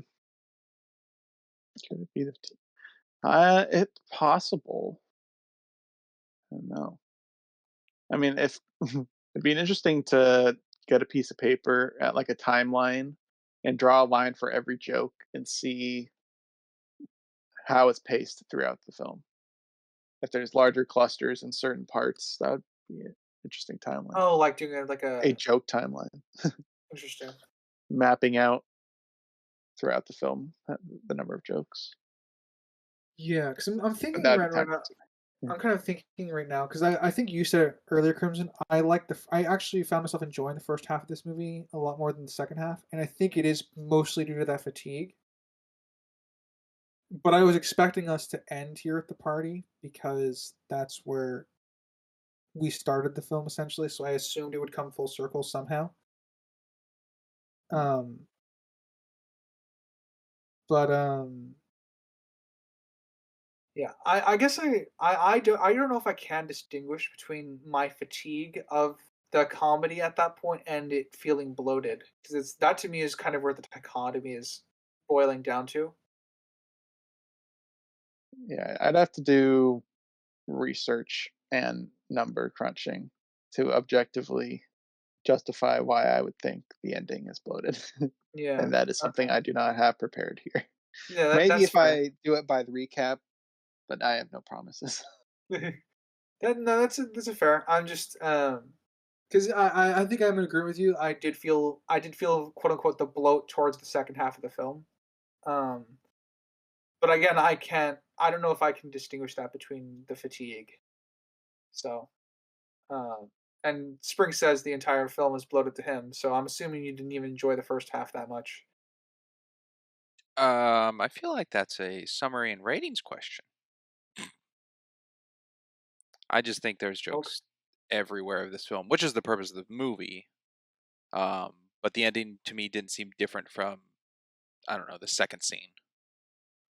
Okay. Yeah. I mean, there's definitely a sense of oversaturation. I think for a lot of it, which is, I guess, for me is why I feel I feel like it's fatigue more so than bloat, but again, I don't know because like Crimson, I think we'd have to objectively count all the jokes and gags. Yeah, I'd see it as fatigue. Yeah, it's definitely it's where I'm leaning towards, but who knows? Um, Something I do know subjectively for me on this final act is a lot of these jokes at this prom did not hit me. I feel like up to the prom stuff, Oh, some stuff hit, some stuff didn't. A lot of this prom stuff was not hitting me at all. Um, don't know if you guys had an imbalance of jokes hitting, or if it was pretty constant through the film. that's interesting. Could that could play into your just full thought of the bloat if it wasn't as enjoyable? Well, no, like I said, I do feel like there is more jokes per second here, but I'd have to, like I said, do the number crunching. But, and that would definitely answer to me if it is personal bloat or not. But,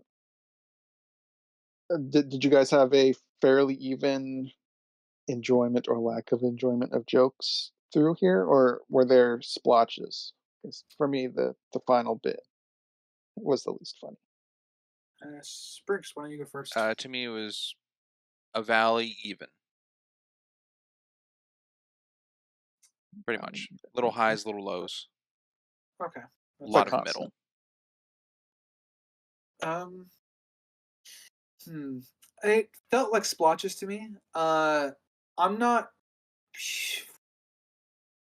I always say it's hard to get me to laugh. It's not hard to get me to laugh, but my sense of humor is very, very particular. So if I'm measuring by my smirks and times I've laughed, I don't think I enjoyed the movie.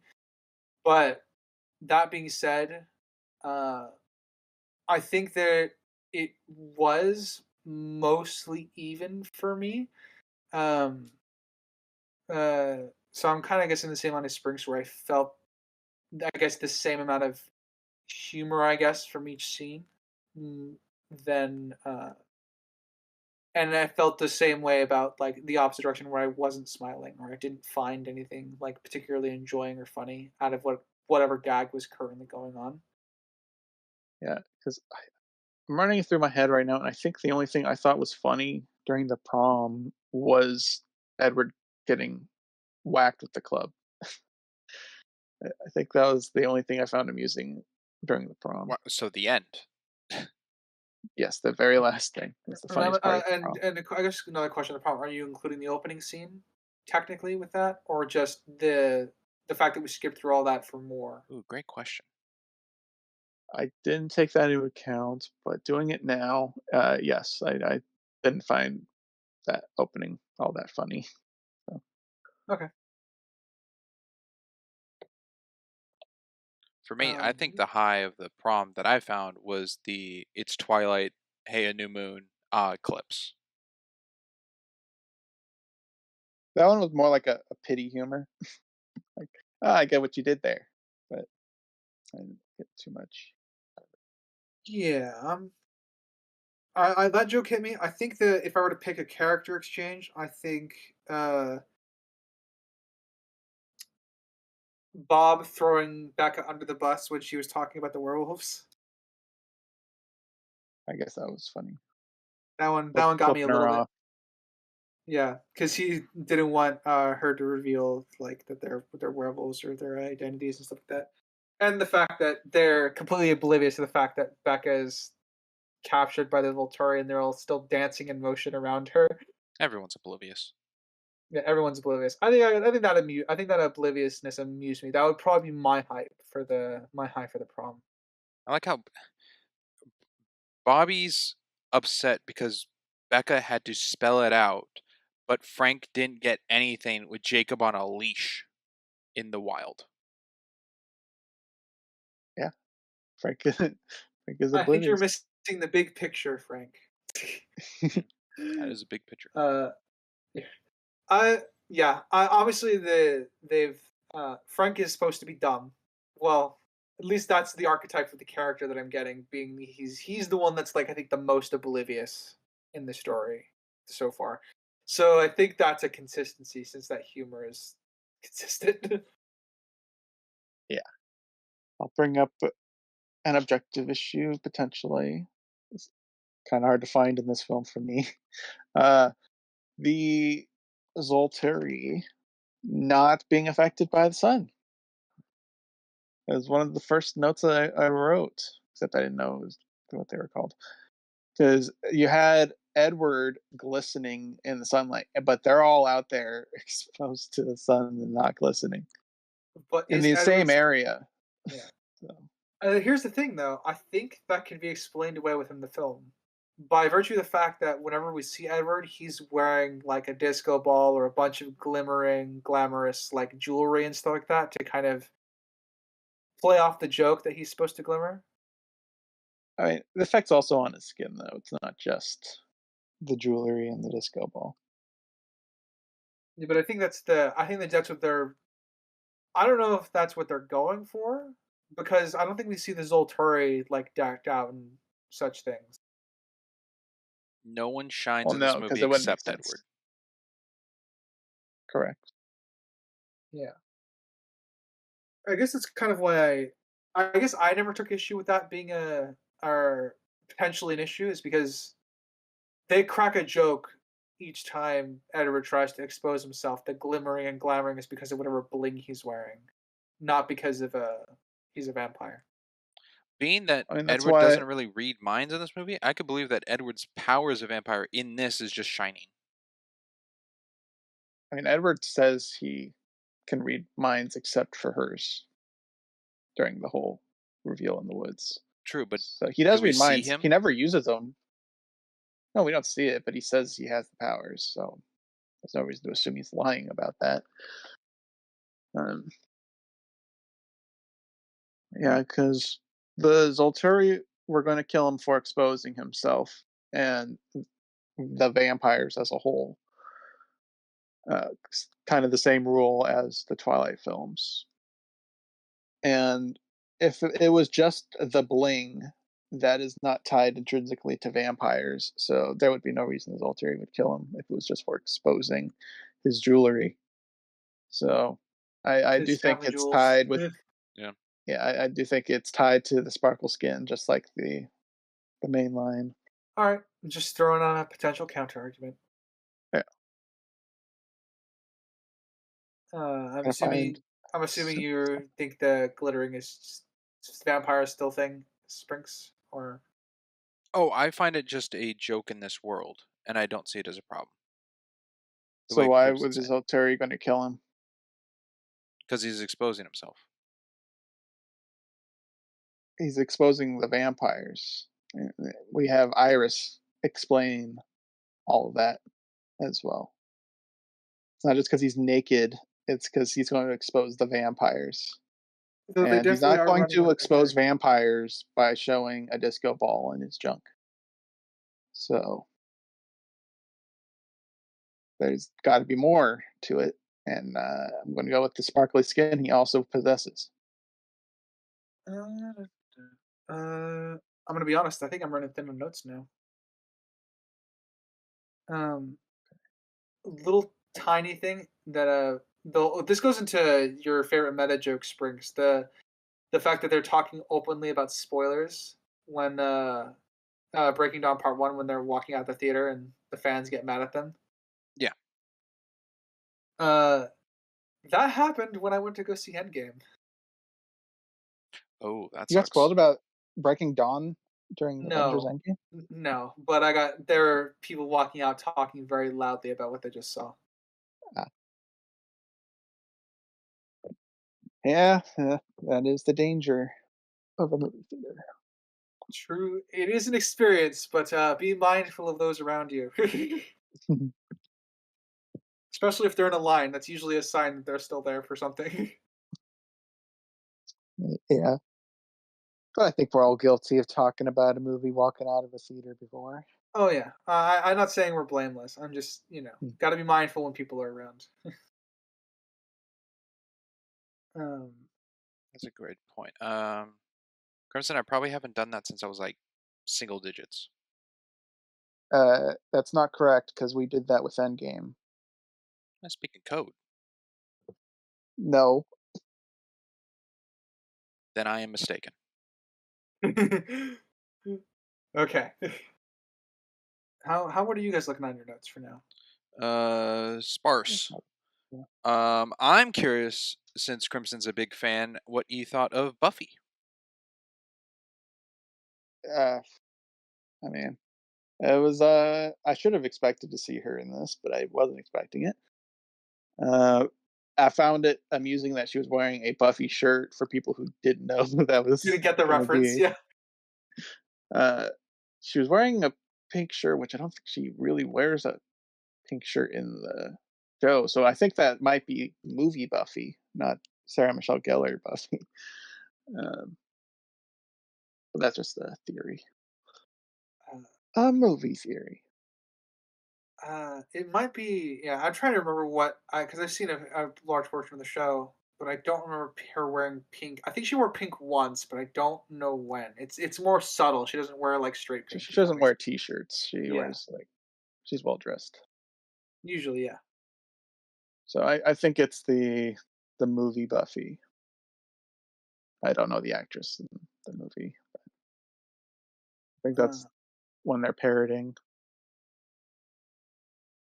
yeah. It was. I got a chuckle out of me to see Buffy. Not that But Sprinks asked me, but yeah. since we since we know that's Buffy and it's not like Blarfy or something, is it in her character to walk away from the vampire? That's a question uh, I couldn't answer. I don't know. I'm gonna go with no. If that's supposed to Buffy be, the Vampire Slayer walks away from the vampires. and leaves a girl to die screaming because Becca just starts screaming immediately after she leaves because she gets bit. So, Yeah, uh, uh, is is it a knock on the film? The character I assassinating Buffy in less than a second. I know that's an interesting question to pose. They assassinate Buffy in 5 seconds.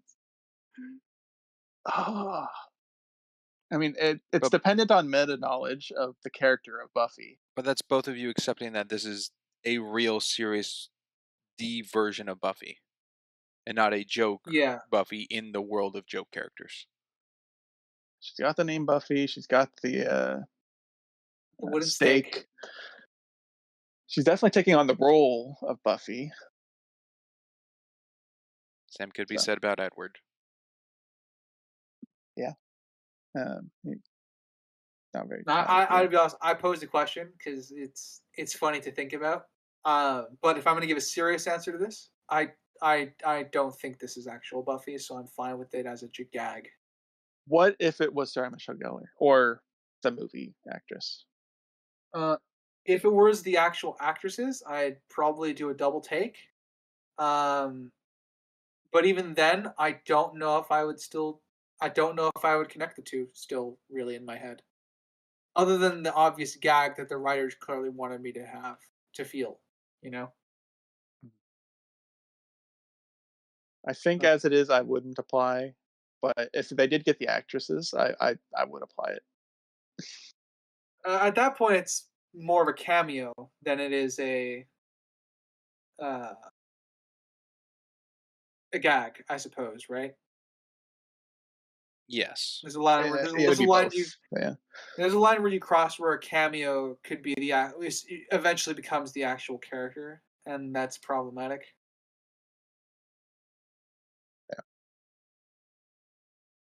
Um, I wouldn't immediately if it was Sarah Michelle Gellar or the movie Buffy. I don't know if I would immediately call it character assassination if they were the actual actresses in the role, but it would definitely raise my eyebrows a little bit more. If that makes sense. Mhm. Let's see. Something we haven't covered much is the werewolves. We have the whole Oh werewolf yeah, bit or turns into Chihuahua. werechihuahua The dogs. that don't transform into dogs. There's muscular buff men ripping apart Oh, they just a don't man transform. or a vampire. Not in the budget. Not in the budget. Though I think it's interesting to see Jacob slowly change over the course of the film, and then he turns into a Chihuahua, and then when he turns back around, he's buffed and got his shirt gone. Shirt gone, short Yeah, hair, I had tattoo. no idea that was him until it was in Becca's room. I'm like, oh my gosh, that's I Yeah, had no idea. he looks so different. Yeah, I very just found different. that as a humorous, too human form joke of just the changes that are kept. Yeah, I didn't really understand the monkey tail or whatever that was It's dog tail. earlier in the film. That was not a dog tail. What dog tail is that? That's like a cat or a monkey. I couldn't tell you. I don't know many dogs. Um, Except all you, Crimson. Bow wow. Okay, Yeah. well. All right. poor Chinese food delivery guy. That was a funny joke, admittedly. Not just Chinese food delivery, but the you'll be hungry in 30 minutes. Yeah, sounds right. I guess. How are you doing on your notes, Crimson? I know Spring said he was getting sparse. I am also getting sparse. How many would you say you have, Sprinks? I don't know, 2 or 3. Okay, you should probably go next. Oh, sweet. While When I Iris peruse. is driving Becca to the prom, Jacob falls out of the sky. That's true. Doesn't he do that? It just appears there. Which is, I guess, I found it funny because I was using my meta knowledge. I'm like, they didn't have the conversation with Jacob. That's weird. Oh, there he is. He's still sidelined, but I guess I appreciate the funny gag they went with it. Yeah. Yeah, he does get silent there. Um, It's interesting I that the vampires in this actually have fangs, opposed to Twilight. That's also true. it gets stuck in Becca's arm. Well, what's the joke of Yeah. the one? I don't remember the guy from Eclipse who kills Bree, but the hulking dude who's in this, he only had one fang.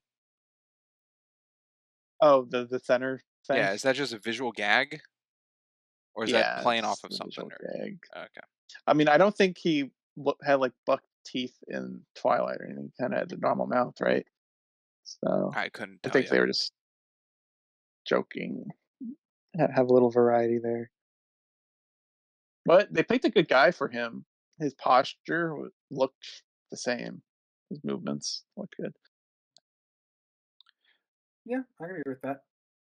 Um, it's a gag movie, but I find it funny that they, in a class of 300, they thought it was a good idea to put 69,000 votes into to rig the Nice. election.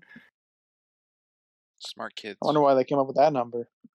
Yeah, well, I know why they came up with the number. I'm also impressed that they counted it up. But again, gaggy world, It's no, It's a nice it's number. absurd. It's funny. It's weird that it resorted to the principal picking at random a couple instead of just the runner-up votes. Yeah, Unless nobody voted and it's just Just them them. stuffing the box. That could have been. that also could have been what happened. Um, I guess another small note. One of my last notes, I guess, is also here for the end, which is um the fuck me. I like that Becca has a tattoo for the fangs. Yeah. Yes, and I like that That's after a the Very bite, cool. it still remains. yes. That it didn't disappear in continuity or. So small thing. I enjoyed that. The one gag that actually persisted and didn't disappear. Yeah. Sprinks. Why don't you go? You said you got. Yeah, Uh. Becca leaping in the fountain to stop Edward, and then the Oh guy with the yeah. one fang comes, and they don't contact in the air, and she's still going. She is so to Edward's left that I don't know where she was aiming for him, or where like it turned her velocity in the air to go to the other side. Oh, I see what you mean. Yeah. Like And her also, she doesn't landing, have. I can't tell if that's You. a joke on. Well, those movies weren't out yet. It couldn't be on a joke on Arrow and Breaking Dawn Part 2. So I don't know Oh, like when Uh, he jumps at where he Carlisle. jumps into the Volturi and you clearly see him go past them, but when he lands, he's in them in the crowd. Oh, I see. It's like he can't be playing on that. I don't know a jump joke that occurred in the first two Twilight movies where this is parroting, if at all. that's a good point. I mean, the only thing I thought was why does she have a super jump? But you are right; Yeah. she is completely off target. So Yeah. I I also agree went with with the that. super jump thing from that. Yeah, She's but not a nothing vampire at that point. stopped her in the air. Like the dude didn't touch her. Well, I mean, you missed the super strong wind from the tornado I guess I nearby. did. Is that what blew everyone's robes off to get into the fountain? Well, they dressed down. Like they stripped out of their robes. All right. Last round, maybe. Okay. Okay. Okay. Uh, so we'll go with the sexy scene, I suppose, the role playing, as Becca referred to it. I found the purity ring thing amusing. Uh, the switch of her being like super dominant out of nowhere, I did find amusing. Because it's And very much not in Bella's character, which is why yeah, I think it's kind of funny for Becca to do that. Well, it's another and joke that Edward's reactions were good. she likes it rough, which is a funny joke, but that movie wasn't out yet. Well, they had. Oh, I see what you mean. They have the Oh yeah. books. Wait, did I she? guess. Has she gone to see it with her friend yet? No, they haven't broken up. Never mind. Well, even the joke of that movie would be to the book, but I guess it's in the book that it occurred, and that's what they're playing off of the book material, not the movie material. But I guess knowing the movie, that joke lands better. Yeah, Yeah. I think so. Um, and I wrote Edward is strong, and then he threw her through the ceiling. I'm like, wow, I just made a double meaning on accident. Because I was thinking strong-willed because she was going at him pretty hard there. Because he was pretty tough there, and Yeah. then he She decided to kill her. fucking So chewed up her his purity ring and spat it out pretty much. yeah, Should turn it into a tongue piercing. Yep. she did. But then he chucked her through the roof, and she was in the air for a couple seconds, so she must have gone pretty high up. And then the ceiling collapses on her later once he swore to protect her, Oh yeah, all the which bricks he just falling down. failed. Yeah, I you guess. won't. Yeah, you won't. I won't hurt you. Whenever you're near me, you won't be hurt or something like that. And then Yeah. Starting now. starts raining bricks. That was a nice continuity of jokes. Uh, uh, Sprinks. I wish I don't know, I guess just because of the source material to keep with, but they kept Edward in Brazil or like in Rio. Yeah, I thought They that was didn't funny change because the they setting. explicitly had moved that. Yeah. And I feel like that would have been a funny joke if the background image was a different place. If it's like on the moon or something. Yeah, so well, I don't know how zany that would have been, but I get the point. Yeah, they could have played with that, or something crazy was happening in the background, like like an a aquarium war or a or shooting something. or something like that, or Yeah, they could have toyed with that. That's true. 'Cause they did change the Volturi or Zolturi in this because it didn't take place in Italy this time. They flew over here just for the They're prom because they like to party. yeah, oh they don't yeah. like to miss a good Salvatore Day themed prom or whatever. Yeah, Oh well, that was a to me that was a below the belt kind of just bad joke of coming up with the prom theme. Because I really thought Bella's whole entrance to this town of Sporks, this is a vampire centric town with how everything's labeled around, not just like random vampires killing people on your entry into the Oh city, yeah, but you mean all the shops and yeah, like the everything is dentist centered office. around Yeah, vampires. So when they go, the theme is vampires, we came up with it randomly. I thought it didn't hit at all. uh, I mean it works, but I agree it is low hanging fruit. It's not very creative. Because to they me, didn't their try to whole make a. town is already that themed. It just kind of I mean plays into that's how kind of what dumb they're going they with. are. Yeah. Yeah, like how are they this oblivious to something so obvious? They turned everyone into Frank there. And Um, I guess perusing the notes, another like I guess dated reference would be the Jonas Brothers. Do you guys like that they changed Becca's accusation from vampire? I feel like they could have really played with her saying vampire because we did how Bella said it in the movie. It was funny. I feel like they could have played with that, but they went a different route of her just saying something different. Uh, uh, it's okay. It didn't need to yeah. have to Okay, I see be a what you mean. big scene, even though it's a big scene in the first film. It did. I don't think it needed to be like Vampire. this joke over and over and over. Yeah, we were joking with Cass on how it was said. Like if Edward turned it into like Family Feud, it's like top 8 answers, and she's like giving guesses, and it's not it. I think I like that better than the Jonas Brothers. One of my, it's a very. All right, I think my last note is actually something I really loved because it's a small thing, but I liked that Becca imagines stabbing her friend like it's a horror movie. Then it cuts away to her being like, and her not having stabbed her. It was like right after the movie because Jennifer's keeps talking and Yeah, talking. looking at the prom dresses. Yeah, and That was a then good shot in there too. The, yeah, the reflection of them, Yeah, Becca in the dress. did That look was good. actually a good shot. yeah, and then but again, my thing for that scene was the stabbing part. But yeah, the whole that scene overall I actually quite enjoyed. Kind of skipping over the biker scene because let's be honest, they skipped over that in this film too. Yeah, They did. and Ghost Edward, I I feel like had oh man, more. we didn't even talk about that. Well, I just feel like Ghost Edward could have had a lot more jokes in this, and it's nothing Yeah, really. It- honestly, you're yeah. right. You're right. It is thrown in purely because it's in the Twilight films. Yeah, They didn't capitalize on it. there's so many dead ghost projection jokes they could have done Yeah, with the only that. joke really is when she flies off the motorcycle and he tries to catch her. Yeah, and that one wasn't even like a good joke. It was whatever. Yeah. Or when he was So that's running true. beside her and she's like playing music and Taylor giving herself. Swift. Yeah. Um. Well, if unless we have any more, gentlemen, we can now move to ratings and summaries. Let me me look over.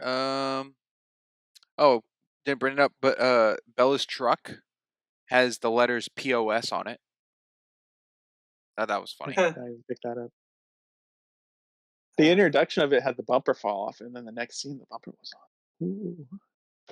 And then Cartoony world. she has a specifically designated parking space. Yeah, why? Oh, she did? I didn't know. Well, Yeah, the read the sign. sad, misunderstood new student with crappy old truck Oh. parking only. Yeah. I only read half the sign because I was writing my notes. I didn't even get to the punchline of it. Whoops. I guess I have one last question looking over my notes. Why didn't they have Angela in this movie? I brought that up in the beginning of this, of she was oddly missing, and I guess they just didn't want to pay another actress, or she didn't stand out enough to warrant giving jokes to her, maybe. I guess so, but they didn't even combine like Jessica and Angela into Jennifer in this movie. Well, I mean, they're kind of two very different characters, so I don't know how they really would do that. Yeah, because Angela's kind of the quieter, more. She's not like the Quiet, preppy one. kind. Yeah. I guess that doesn't really have much role in this. Though it would be funny if she was if I were writing the script, she'd be the straight friend, like the one that's like. No jokes tied.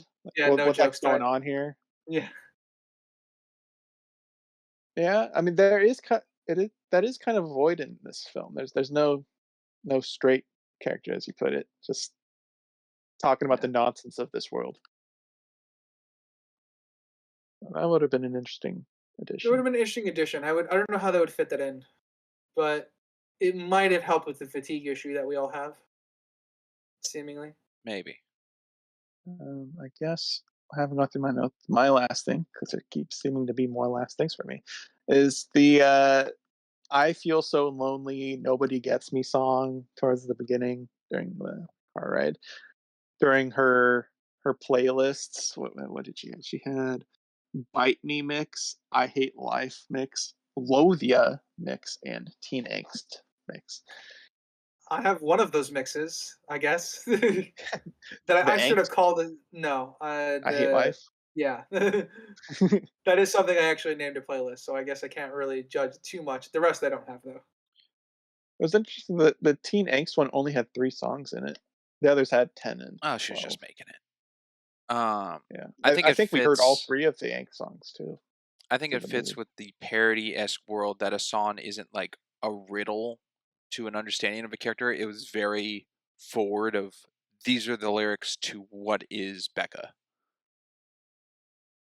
Yes, they're describing explicitly. There's no Yeah. there's no Yeah. dissecting. It's not It tells kissing you. at a wedding with what was it, dead pigs and crows or whatever the heck that song Oh, was. yeah, I want to find that. I know. And it Fair was like a enough. fat cat in a cradle or something. Darn it. Anywho, that is Well, the end of my notes. all right.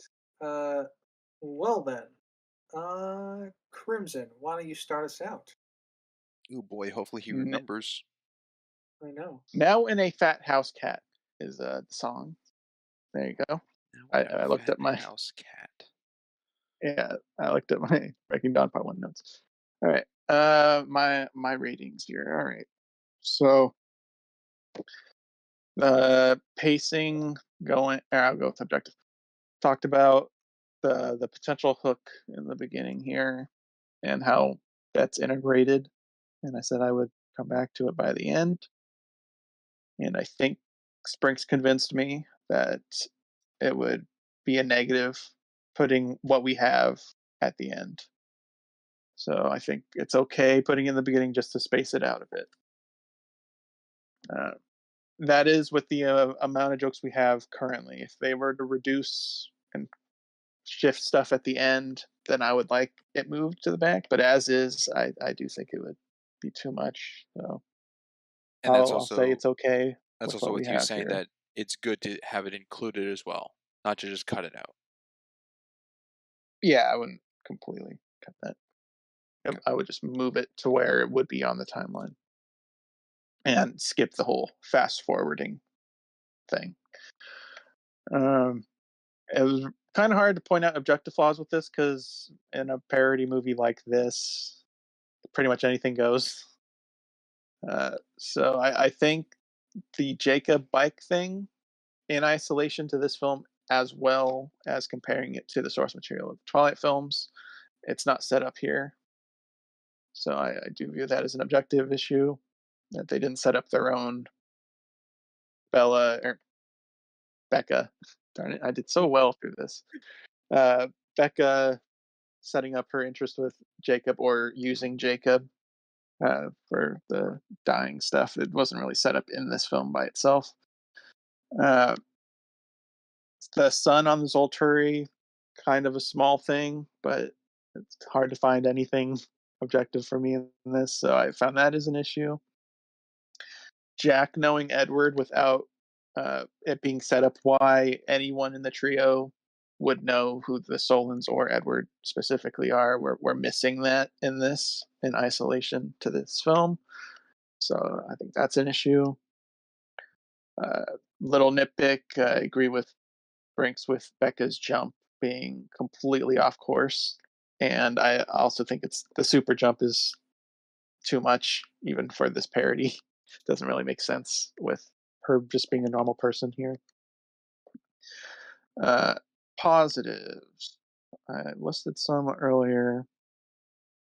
The CGI with the presumed cheaper budget, because we didn't get an answer, I think was actually pretty decent.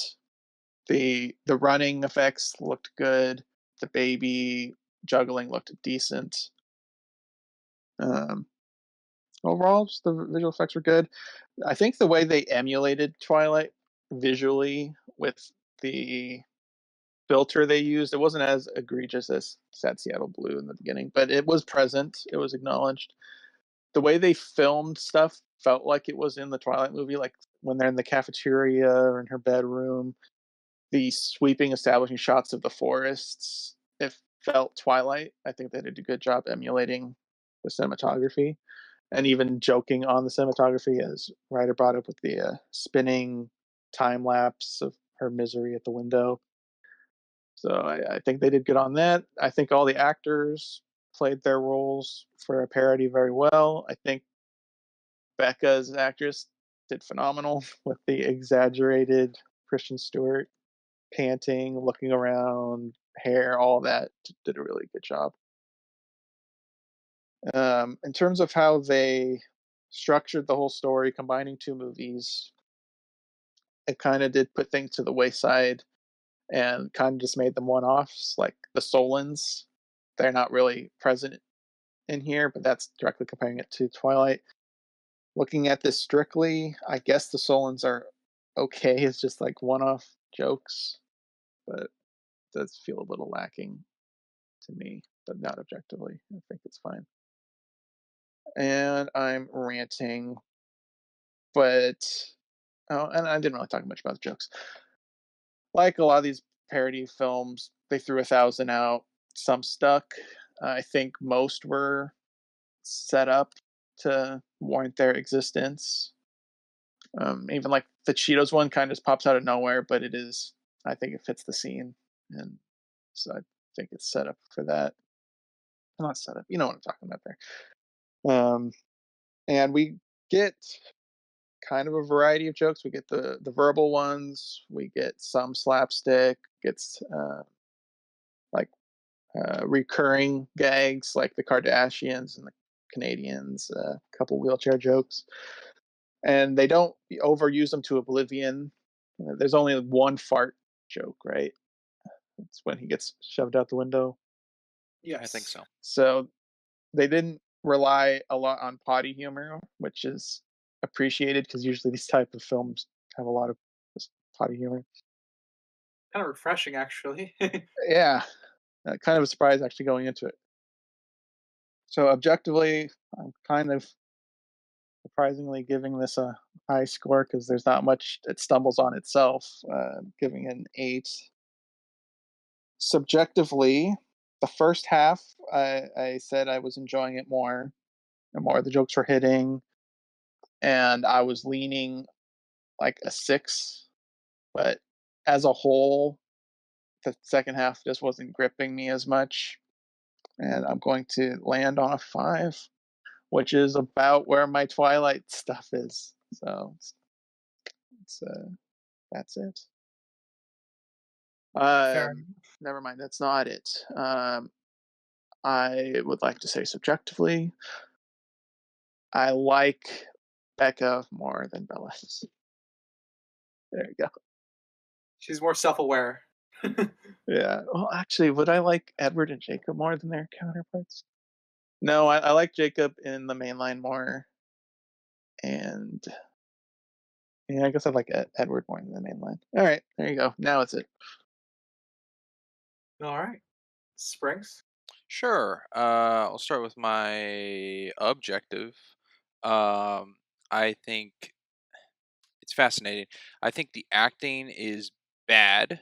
However, they're acting to fit a joke of what's already there. So the laywork of what they're matching works, but their overall portrayal is the joke of it. So they counter each other. So that's very middle of the road for me. Cinematography is very fine and basic. It plays into the jokes at times, but I think that's more into the directorial approach towards it than a camera instance. But the camera is still used in that way. So I think that's fine.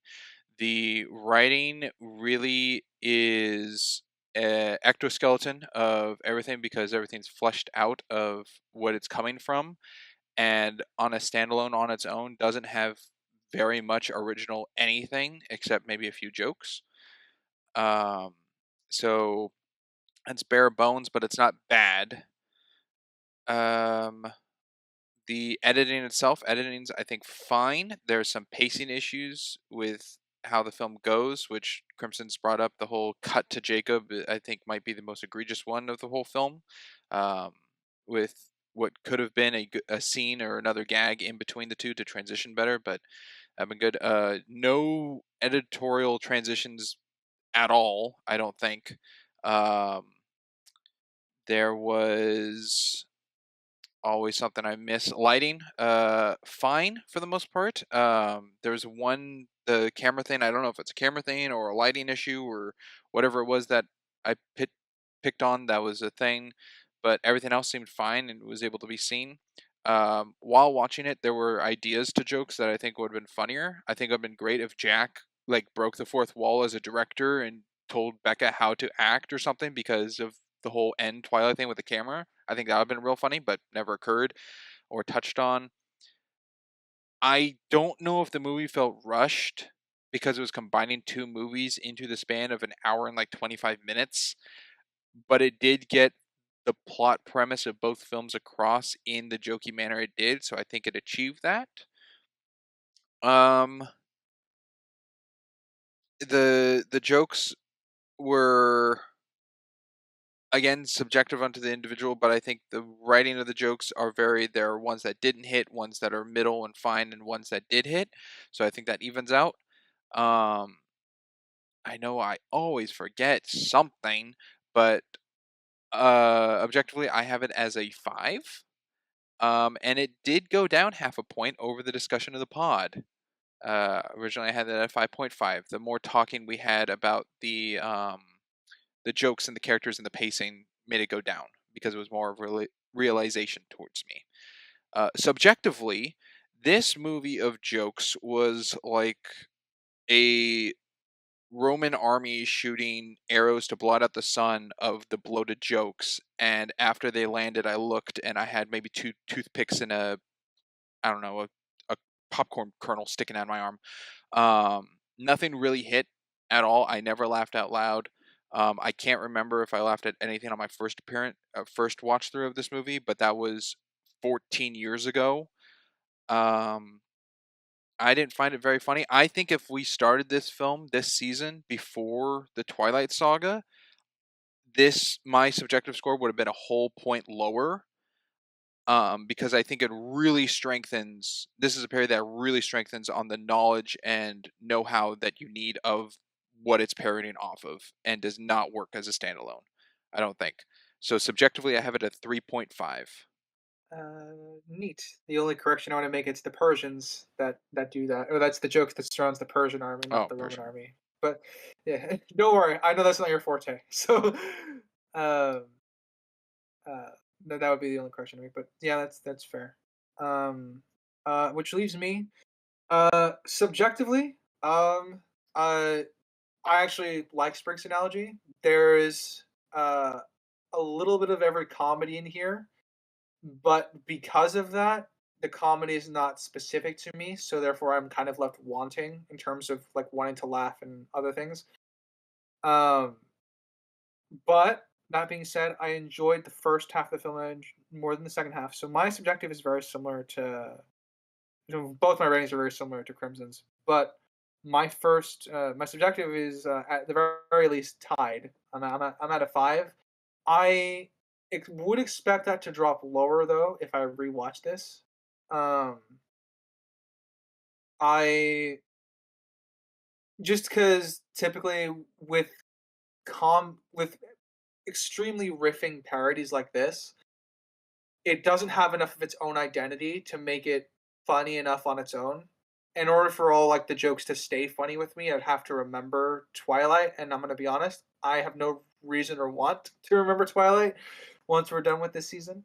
Um, so I would expect it to go lower for me when as we get further along in time. But for now, it is at a 5. Objectively, uh, it's interesting because I think I described it earlier in the film, where the characters are essentially two things. They're the archetype of what they were in the actual Twilight movies, but they're also the husk of for the jokes that need to come out onto screen, because that's what this film is on. They're based around the gags. In that, there's not much inconsistency. What is damaging potentially is some of the world building questions that come up that aren't answered, and a lot of the plot issues that come up that uh, uh, Crimson already mentioned. In the sense that certain things aren't set up well within the context of what they're doing.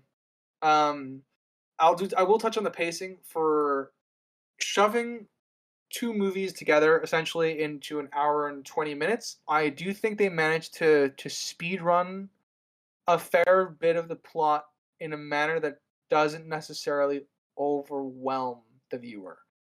Um, it's hard to do that, and I can appreciate the fact that they were able to do that in a more craft level sense.